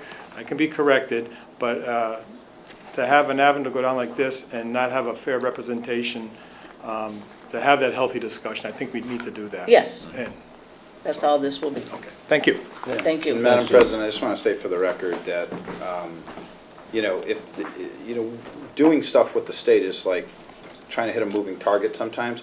If information's available that wasn't available when we made decisions. Personally, I think we made the right decision, and I'll stand by that. So if we want to continue to evaluate this going forward, but we created a budget during the last budget season. We continued to negotiate in good faith. It failed. So then we went to our contingency plan, and we've now hired somebody who's starting in a week. So I do have, concerns with thinking that we're going to reevaluate this and find something that is going to all of a sudden in the next couple of months be like, we're going to correct course. So I do have some issues with that, but I have no problem continuing to look, and I think many of us said that this was not the end-all be-all, but if we decided to move forward and we voted to move forward and we were funding it and hiring people, one of my concerns was not to then correct course and having to lay somebody off or fire them. So anything that we might consider doing will have to, for me to like vote for any kind of partnership would have to be them coming to us. And if we can't do that, like many other people who are still standing alone, yes, it's a cost to the community, you leave some funds on the table, but not at the cost of our community services. And the customer service and what we're trying to accomplish by creating a civilian dispatch and putting officers back on, that was the original goal, and I think we made the right decision. So if we want to continue to vet partners that might potentially come to us, that would have to be a mitigating factor for me, because I'm not gonna rip somebody out of Holyoke and then tell them that this, you know, we made a mistake because somebody wrote a letter. No, that was not what my remarks were trying to say at all. And I wouldn't support that. I wouldn't support that. No, to the discussion, I think what's important is for us to finally get down to, as Joe said, to see if there's anybody else out there that would partner with us. We've already made a decision to stay in-house, so we stay in-house. But let's move forward with all the information, not part of the information. And let's move forward with our eyes wide open, knowing that we know what it's going to cost us, and we know what it's going to cost us in the future, and we know what we're passing up. We don't know that. I'd like to know those numbers. Yeah. There's no way to know the numbers because the state doesn't give you numbers. Well, certainly But- that information can be had without a subcommittee, only because there are just a certain number of pieces. Number one, when we discussed and then the council agreed to move forward with civilian dispatch, you had not only the numbers for the current year, but also the projected numbers for next year. We were sure to do that so that you would know what you were getting into for next year's budget. That was definitely there.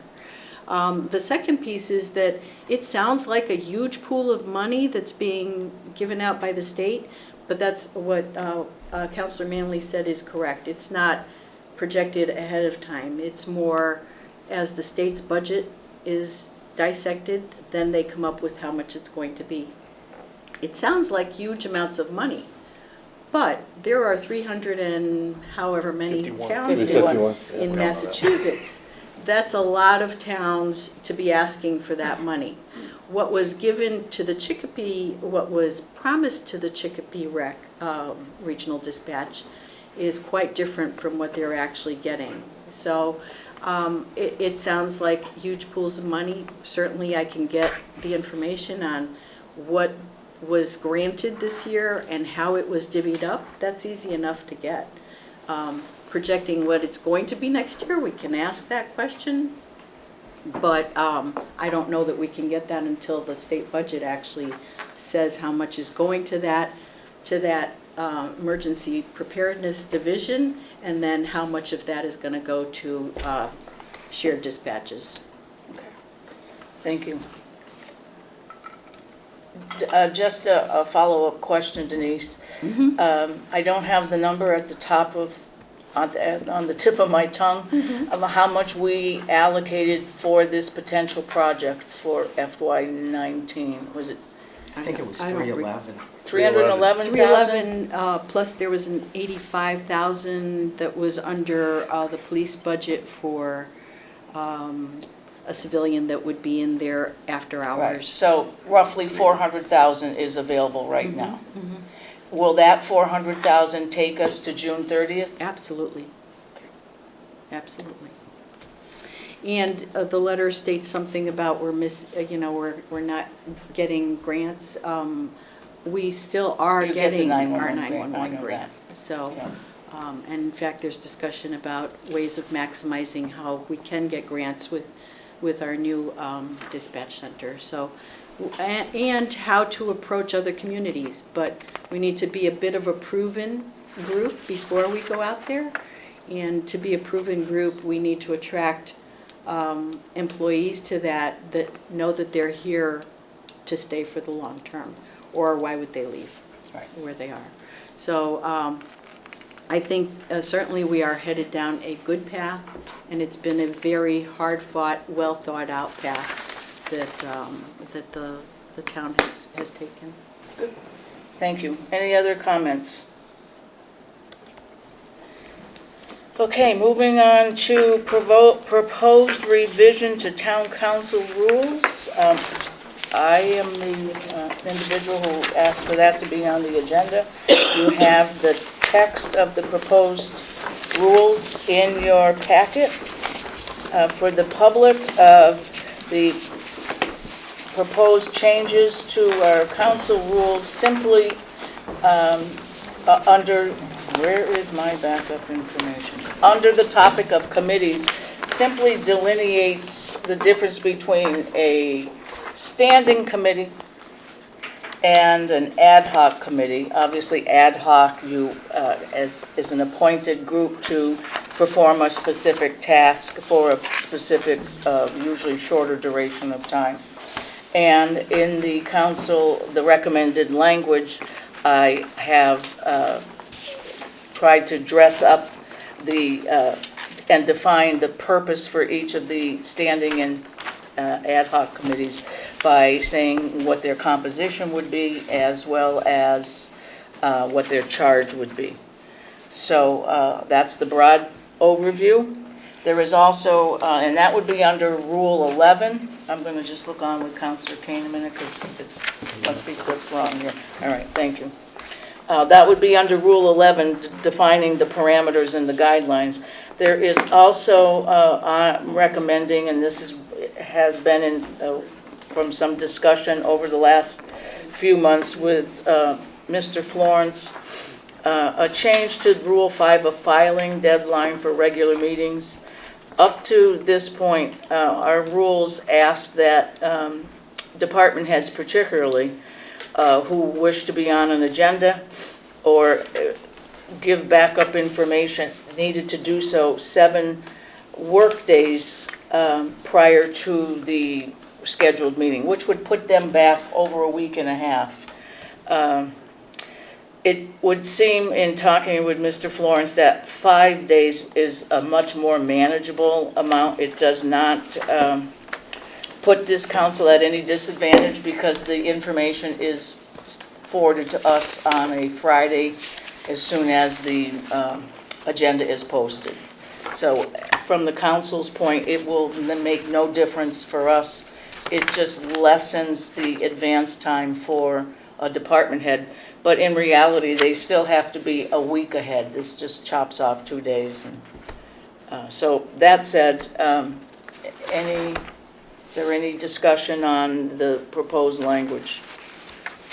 And that includes anyone through the presidency. That includes anyone who wants to propose something for the meeting? Well, it does not, no, that wouldn't come, I mean, if you want to just be on for a public comment, you have to register with the clerk by Friday. 3:45 on that Friday. Yeah.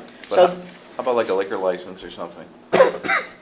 um, Is that, I is that wasn't- still Friday? I mean, isn't that Friday at 4 also? well, or is that- so that we have a backup, Yeah, yes, yeah, right. okay.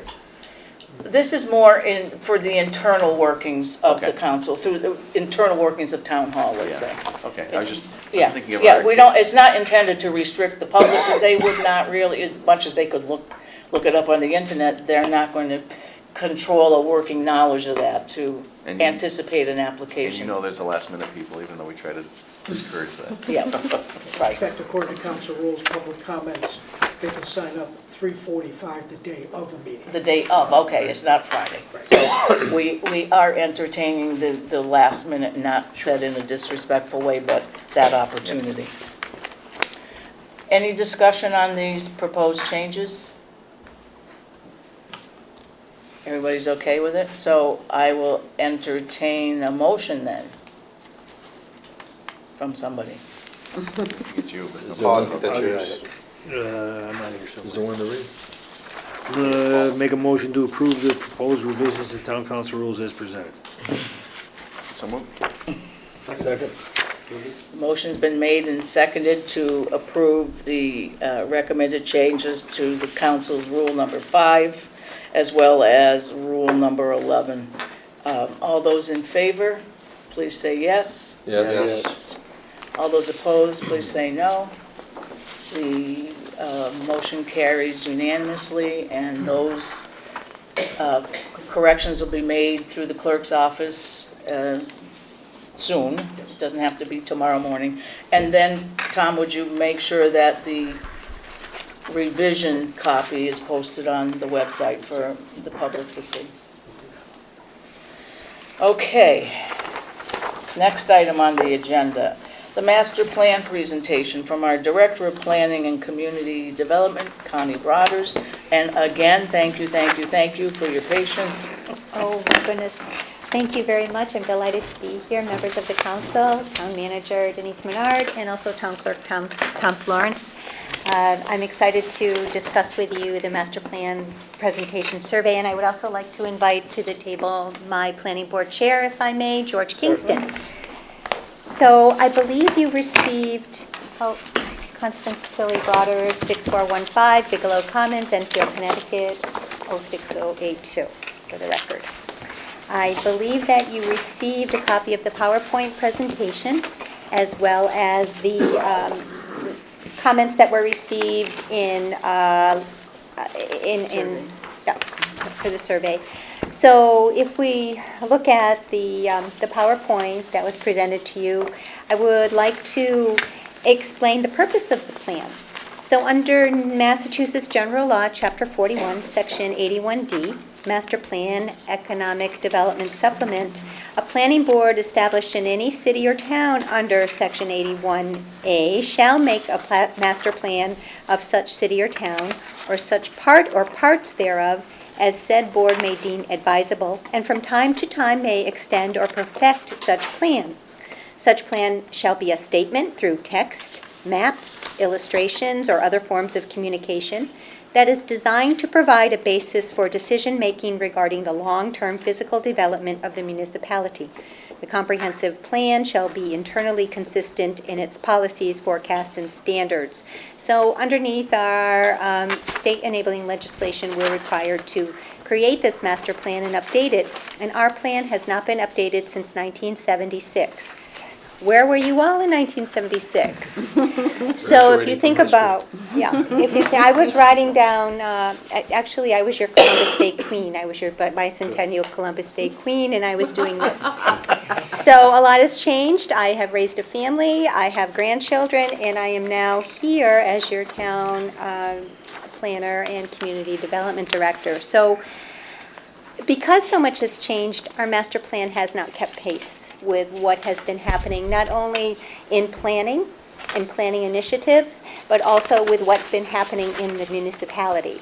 So the elements of the master plan shall consist of the following: statement and purpose of plan, land use, housing, economic development, natural and cultural resources, open space and recreation, services and facilities, traffic and transportation circulation, implementation of plan, and these also may be supplemented by the topics of villages, neighborhoods, smart growth, which is a hot topic for our governor, energy, also a smart topic for the governor, and climate action, sustainability, education, governance, public health, and social services. So those are the elements of the master plan that should be looked at and addressed.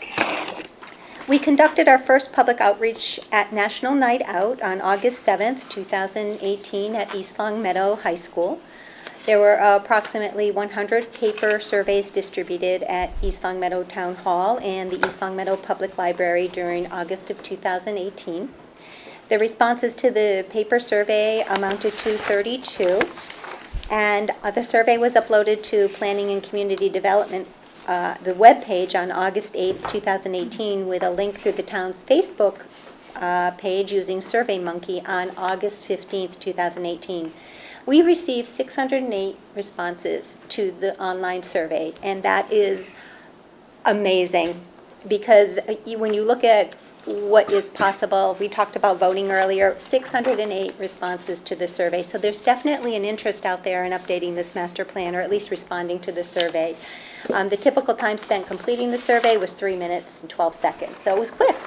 It was a survey that was created by me with the help of some folks who are experts in this field. It was meant to generate discussion, not to be a scientific survey measuring detail and analysis, but simply to get the ball rolling. And we have some results. You see a first slide in response to the question, if you could invite one large store to open in our community, which one would you ask? And we had 29.71% respond favorably to big box retail store, for example, Target. It was followed by specialty retail store, which I gave example as Pier 1 or Crate and Barrel. 26.08% responded. Third, off-price retail bargain store like TJ Maxx, Ross, Marshall's, Christmas tree shops. And then finally, picking up the remaining numbers, department stores such as Kohl, 7.25%, a tractor supply such as a farm store, 8.64%, and a membership-only warehouse club such as Costco or Sam's, 7.25%. The responses speak for themselves. There's interest in retail. Maybe a departure from what we thought might be a hot topic for consideration for retail development. My paper survey indicated that the specialty retail stores such as Pier 1 or Crate and Barrel, that garnered 12 responses, 12 favorable responses. So there's an interest again in developing retail here in the town of East Long Meadow. The next question of the 7 of this short survey was, if you could plan the next subdivision, what would you like to see developed? We had single-family homes with shared amenities and open space meaning a playground, pool, fitness center. 24.5% responded favorably to this type of subdivision development. 25.93% responded favorably to spacious homes with large lots. 22.9% responded favorably to mixed-use development with retail, apartment, and condos, and 26.6% responded favorably to quality rental apartments and/or condos for empty nesters or others who prefer easy maintenance and upkeep. So you saw in this response a pretty even split between the type of housing, which also doesn't really surprise me because we are a bedroom community, if you will. We have strong schools. We have a variety of ages. We do have an aging baby boomer population that is forthcoming, that we have to be prepared to receive and house adequately so that people stay in town. You know, they age in place. They stay in town because they're still contributing to the economic viability of the community, as well as enjoying being part of the community. In regard to my paper responses, I saw a higher response of mixed-use development with retail and apartments and condos, followed by quality rental apartments and/or condos for empty nesters or others who prefer easy maintenance and upkeep. We don't have a lot of this type of the housing mix here in town presently. The third question was, if you could invite the next new dining experience to open up in town, which would you choose? 26.8% of the folks would like a wine bar and food cafe, such as Latitude or Present Company. This was followed by American Bistro, featuring local food and beverages. For example, Max Burger, 25.8%. And then third, we saw the local chains such as Legal Seafood, 110 Grill, Joe's Bars and Grill at 25.29%. And then fast casual dining, Shake Shack, Chipotle, Noodles and Company, 19.93. The last place contender for dining was the designer specialty baker, such as Sprinkles Cupcakes or Crave Cupcakes. That was only 2.18%. So we like to drink, we don't like to have sweets. And in the paper response, we also saw the American Bistro featuring local food and beverages such as Max Burger heading the pack at 13 responses of the 32 that came in. Recreation parks and open space. I asked about the bike trail. Let's expand that bike trail. 43.48 respondents were in favor of the expansion of the bike trail. That was followed by let's host a farmer's market, 26.59%. We're a healthy community. We want to be a healthy community. More playing fields, please, at Brown Farm. I specifically said Brown Farm because that's our open space parcel that we currently have available where there had been consideration of playing field expansion. So that garnered 14.38%, followed by the amphitheater at Heritage Park at 12.21, and then the dog park came in at 3.34. So we're not interested in expanding our dog park. Fido's happy, but Fido walks that bike trail if you notice. Can I hold that thought just for 1 minute. I just wanted to ask, did anybody give any idea to which way you wanted to expand? Did you want to go further into Connecticut? I mean, I know that was on the table at one point, and I know it's a different state, but were you going to go both ways, or? I just put it out there to see what kind of a response that I Okay. get. And that is Because you're definitely. limited, I mean, we're limited going toward Connecticut, obviously, unless we were to use their property. And I know we had discussions with the railroad company at one point in time on purchasing property, but. Well, the only problem with that was it was the other side. Absolutely. And there was a gap in the middle. Right, that's Which why. they I'm would saying, sell. where are Build we an gonna- overpass.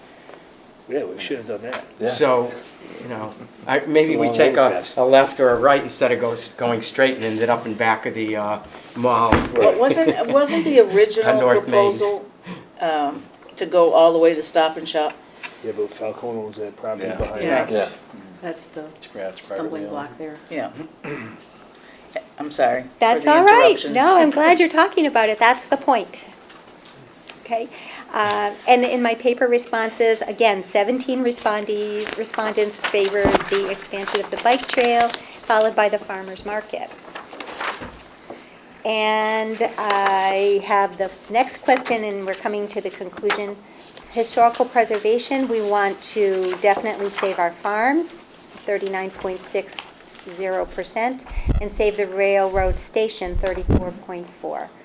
I had Save the Quarries, 16.78, and followed in last place, Save Nooney's Hardware Store, 9.23. Somebody's already taken care of that for That's us. right. And done We're a nice good. paint job. We're good. We're good. And the paper store, likewise, the railroad station and the farms. Would you support a brewery or a vineyard? 85.5% of us would like to see a brewery or a vineyard. We're good. 24, yeah. So, and about the Rotary, if you could do one thing to improve it, what would you do? So, There's a lot of colored responses on this thing about improving the Rotary. It's pretty yeah, interesting. the Rotary, Well, they painted the ski house, which was. we had 506 responses to the Rotary. I'm going to leave you, if you already haven't taken a look at this, to see what kind of responses were received by the constituency. Teach people how to drive, that's a big Yeah. one. You know, people Take an alternative route. seem to favor, some people, it was make, the words, when you do a word cloud, you pull up, okay. Make, nothing, Rotary, people, stop, traffic, go lights. So it's kind of all over the place. There were some creative solutions to it, and it's also available on the website through the Facebook page or through our planning and community development webpage. It's open for everybody to see and review. And again, the comments were interesting. I grew up in the area. For those of you who are wondering where I came from, I am from here. I just left for a little while and I came back. My next steps, I've presented to Planning Board. I am presenting to you. We have uploaded the PowerPoint on the Planning and Community Development website with a link to the Town of East Long Meadow Facebook page. Next step is to do public outreach, charrette, visioning, so that we can get a better idea of what people want to see as far as crafting the master plan, which serves as a guideline for zoning. So you want to, it's like the recipe book. This is where we want to proceed. Once we know the direction we want to go. And the direction isn't just linear. There's, as I mentioned in the early part of my presentation, there are several elements to the master plan. We are actually putting the finishing touches on the open space and recreation plan. So we're hoping to move that forward very soon, and that will be one of the elements. And that's what I have for you. George, do you want to? I think one of the things that we've been realizing, particularly in the last couple of years of going through dealing with new applications to the planning board, is that there's a lot of stuff around today that wasn't around in 1976. Solar fields, for instance. people working from home over the internet, a whole lot of new things that we'd never had to deal with before. Multiple cars in a single family. Multiple cars in Yeah. a single family, new kinds of families, okay, new compositions of families. The desire of people to live in condos where things are taken care of for them. They don't have to go out and garden and sweep up the leaves themselves, that sort of thing. A lot of craftsmen working out of their homes. This stuff is all relatively new. I mean, the adult store issue we went through, going through these thing now on, we're going to talk later about BYOB places or stores that want to serve wine as an adjunct to their retail experience.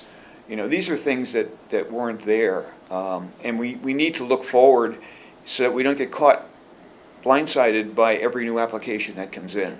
And that's really one of the big things about the master plan, in my mind, is bringing it up into the 21st century. So we have guidelines to go by. Connie, through the next steps, do you, well, using your word visioning, do you plan to put a more controlled questionnaire out there, a survey? I am open to suggestion. I would like to bring it back to my planning board to see where they would like to go next. I wanted to introduce it to you, to hear what your thoughts might be. We really should do public outreach and start to show pictures of what might be desirable development. That's usually what that gets people talking. You say, what do you like this type of architecture versus that type of architecture? Do you want to see this for park space versus that for park space? So it's, and people come in, you know, they put their little, we use the DOT system. It's nothing that's highly technical. And we can also do this online. That might work. We had just this tremendous response to the survey online that might be an approach to put it out there on the website. But at some point, we need to bring people to the table and start to talk about what they want to see, because they are the town. Yeah, I agree with your outreach, and I think that's absolutely a good next step. But when I talk about controlled survey, when you put it out on the web, I could be answering this from Canada Or and 10 have times. no stake or impact on and have an impact on our town. multiple times. Or multiple times, Yeah. unless there's a controlled survey or a process in place. Well, And I mean, the survey is a great place to start, but then it needs to have some sort of control, so you understand that you can only do it once from the same IP address, or from the same computer. If I may, personally, surveys are great, but only if they're really done, as you say, under very controlled conditions and statistically significant. That gets expensive quickly, okay? It really does. I think focus groups are probably more effective because you're going to get people who are thinking about the town and discussing things among themselves about where we should be going. I think there are a lot of people in this town who care a lot about the town and would have really insightful thoughts about where we ought to be going with it. And I think that's going to be more effective than just gathering, you know, through a survey, which, my problem with surveys is that the questions determine the outcome. Yeah, the push-pull. Yeah, you know, and unless they're really carefully designed by a professional and then run by, statistically accurate by taking a certain number of people in the town with the right mix of demographics, that's the right way to do it, but that's very expensive. And I don't know that that's where we want to spend our money. Yeah, I think public outreach and focus groups, I think that's a great approach. You know, you're dealing with citizens of our town, people who have a stake in what's going on here and who care about what the future is going to look like and what they're going to put in our town. And not some stranger randomly filling out a survey online. And that's why I think I just mentioned the controls, if that was where you were going to go. Yeah, I'd like to point out, this survey was just a start to get general idea. We're not taking it as this is what it's going to be. This is just initial input.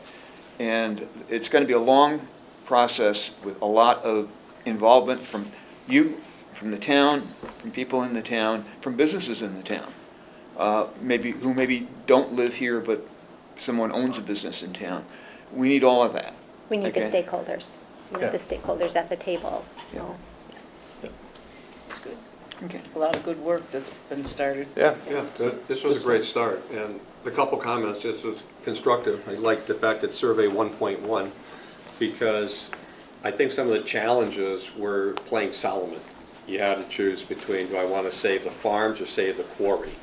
And I'm going, I said, I love them both. And I also love the railroad station. You know, what's going on here? So perhaps the advanced survey 2.0, 2 point something, we can have a point where the people have to say they're a resident, okay? Because, you know, I looked at one of these things going, I said, wow, that sounds like a lot of projects coming at East Long Meadow. If I were their lawyer, I'd be like, hey, everybody, get on this survey and say you want this kind of project. Yeah. So it kind of taints it. So there should be something of you put the name in. It's like I'm Don Anderson, blah, blah street or something. Like I said, transparency goes both ways. It does. We were just talking Yeah. about transparency recently with that letter. The same thing. You know, when I found out like 48 hours before the survey, when I talked to Connie, she said we had like 500 responses. I put it up on strategic social media pages out there. It went crazy. People were like, oh my God, I didn't know about this. And so I'll bet we had a last minute bump for another 100 people, 100, we did. And that's because it was buried in our webpage. It was buried on there. And I think if we did something where we now go survey 2.0, you have to be a resident or a business owner in East Long Meadow. And now it's on a scale of 1, 2, 3, 4, 5, prioritize this. Now, one of the reasons perhaps cupcakes were so low is that we have an amazing cupcake place in East Long Meadow with a celebrity runs it. I wouldn't say we need more cupcake places. I was pretty happy the way it is. And the one thing we also, just a little, bringing something fast forward about the want for big boxes. Well, big box, when you say Target, that's one thing. The other one is Lowe's. And thank you God, Lowe's didn't come into this town. You said, why am I saying that? Read the news this week. Right, they're gonna. Lowe's is closing stores within 10 miles of each other. We would have had a Lowe's that more likely than not would close over the Boston Road Lowe's. And we would have this empty building now trying to sell it. So, sometimes, so we have to look at it like, what is a big box? A big box to me is a Home Depot, a Lowe's, not necessarily a Target, but maybe, maybe a Target, Walmart, maybe is in that same thing. So maybe just a little more fine tuning. It's not a critique, it's just, it's a 1.1, let's move it to the next level, and let's get people say, and I could tell, like I said, these were pages you had to be an East Long Meadow person to like. And we had 108 responses in 48 hours online. Maybe we can use this as an opportunity. Oh, absolutely. And Target has a new model, by the way. It's not the big box that you see down in Enfield, Yeah. but But it's a supermarket / stores, and they're opening one in the Cape, I understand, too.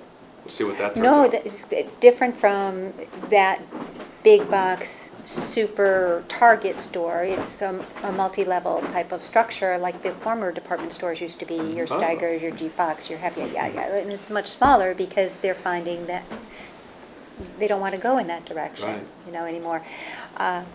But that's what we have, that's our start, and as you said, it is a good start. It was an opportunity to start people talking about this master plan. It is important, it's very important for the town. We have some zoning proposals that are going to be moving forward, and we really need this guiding document to help us. Any other questions? Oh, thank you for the opportunity. Thank you. Thank you. You're welcome, you're welcome. I think I'm next. You're still next. You're still up. Stop going anywhere. Okay, under D2, new business, request for zoning bylaw change, section 5.8 signs. Yes. You're up. Okay, so again, I thank you. Respectfully, I submitted a memo to our town clerk earlier in September in regard to the zoning bylaw change under 5.8 signs. This was a collaborative effort between the building commissioner, myself, and the planning board. The purpose of this bylaw amendment is to repeal sections of the Town of East Long Meadow zoning bylaws approved by town meeting October 27th, 2014, which stipulate that all sign application permits must go before the planning board for review and approval. After conferring with Building Commissioner Kevin Duquette, we now respectfully propose to streamline the review of sign applications to promote efficiency in the permitting process by designating certain powers to the building commissioner. Pursuant to Chapter 40A, Section 7 of Massachusetts General Law, the inspector of buildings, building commissioner or local inspector, or if there are none in a town, the Board of Selectmen or person or board designated by local ordinance or bylaw shall be charged with the enforcement of the zoning ordinance or bylaw. Furthermore, as defined by the Town of East Long Meadow zoning bylaw, zoning enforcement authority, the building commissioner is charged with enforcing all zoning bylaws of East Long Meadow under 7.5.3 definitions. So we want to give Kevin his power, and we have for you a copy of the current bylaw that I don't want to read it out loud. It is available, and once we get to public hearing, it will be duly posted on the website. But if you do go to page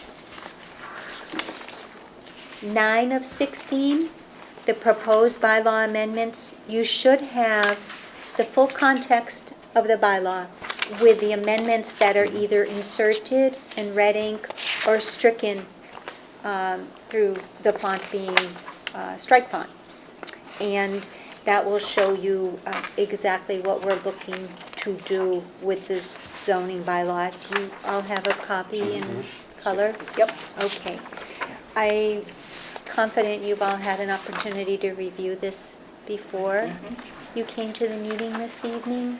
And again, if there are questions or concerns in regard to the modifications or the repeal and the amendment to the bylaw, I entertain your questions at this point.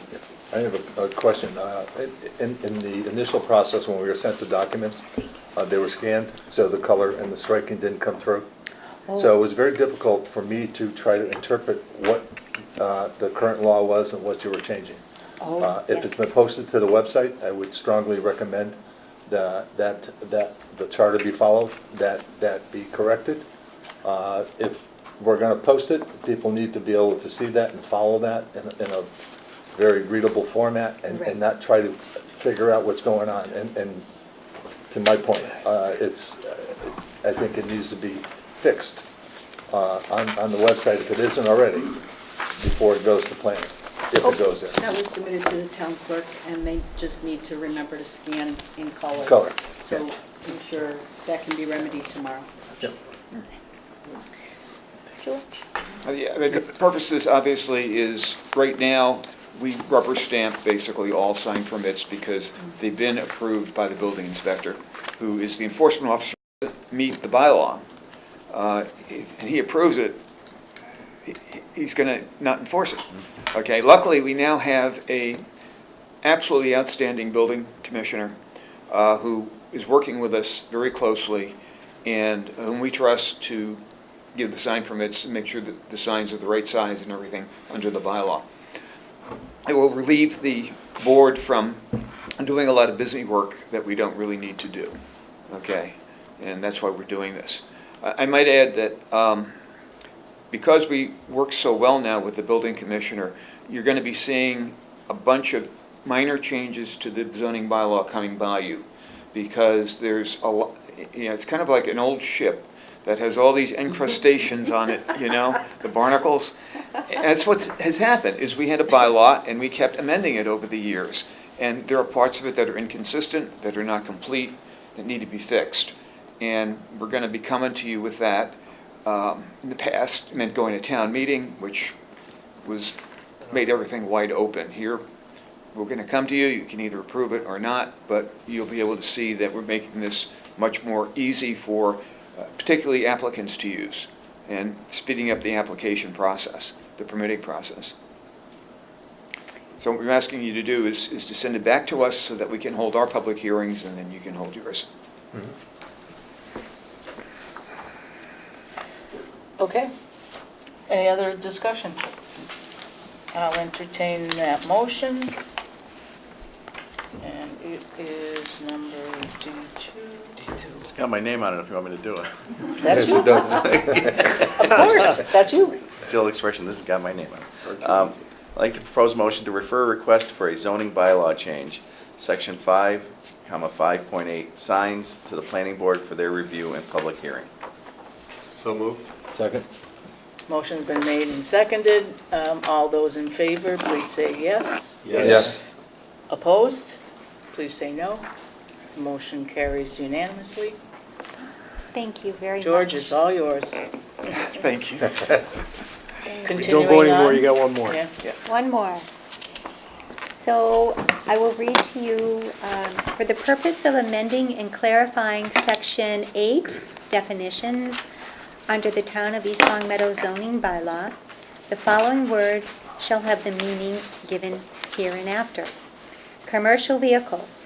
Any vehicle currently registered as such with the State Department of Motor Vehicles or equivalent out of state or federal agency and is used primarily in the conduct of a business as evidenced by signage or other commercial enhancements to the vehicle as opposed to private family or individual use. Where appropriate, the plural shall include the singular. And definitions are provided strictly for clarification and are not to be interpreted as permissible or allowed unless stated in the table of uses within this zoning bylaw. And this has been proposed by the Town of East Long Meadow Planning Board and its Planning and Community Development Director. We have, before I came on board, there was some concern about commercial vehicles and the parking of commercial vehicles in the residential zoning district. So what we're trying to do is help have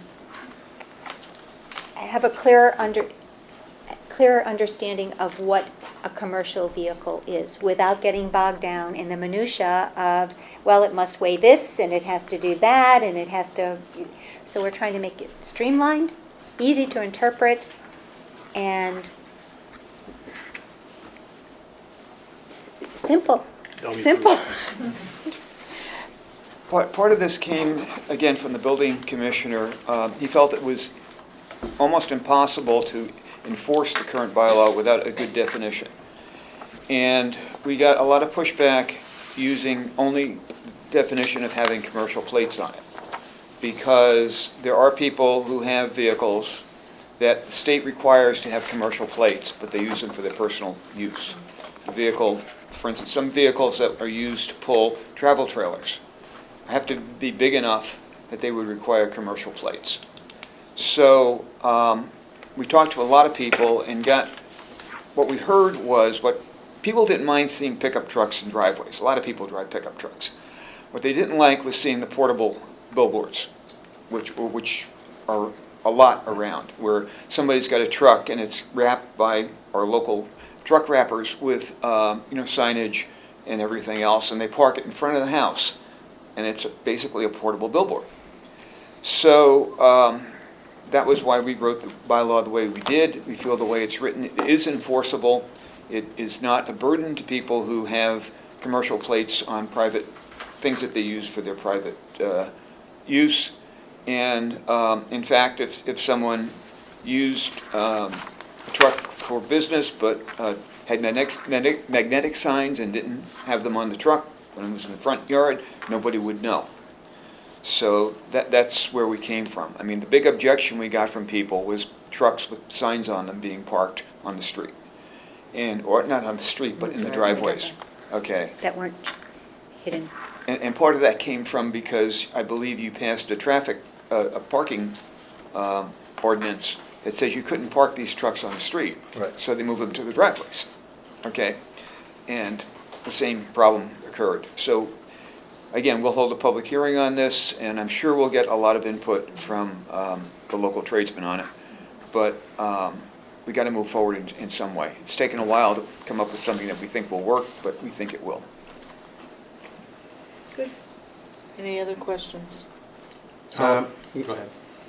I was just for clarification purposes, if somebody has a F-150 pickup truck, no lettering, no racks to carry ladders, Right. no equipment in the back, and they elect to register it as a commercial vehicle, Right.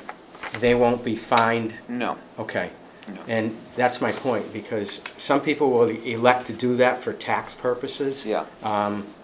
And there wouldn't be anything wrong. I mean, if you had two identical black F-150 trucks, two neighbors side by side, I'm just going to make an example. One has a passenger plate on it and the other one has a commercial plate, but the vehicles are identical. I don't think we should be scrutinizing against somebody that elects to have a commercial plate without the markings of a commercial vehicle. Exactly, and we heard that loud and clear, okay? And also from the building commissioner who's going, well, do I have to knock on the guy's door and ask him how he uses the truck? No, I mean, that's not his job, okay? So that's why we wrote it the way we did. It's simple. I mean, Yeah. it's just markings. It's Right. markings. It's equipment. It's ladder racks. It's Yeah. signage. Exactly. It's not the license plate. No.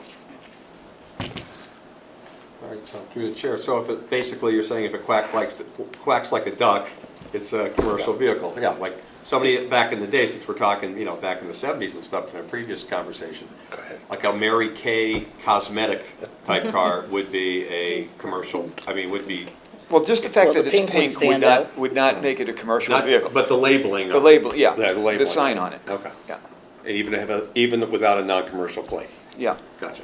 There was some additional confrontation regarding, I'll name Columbia Gas, and I took the liberty to call the company because people bringing those vehicles home were bringing them home at their own luxury.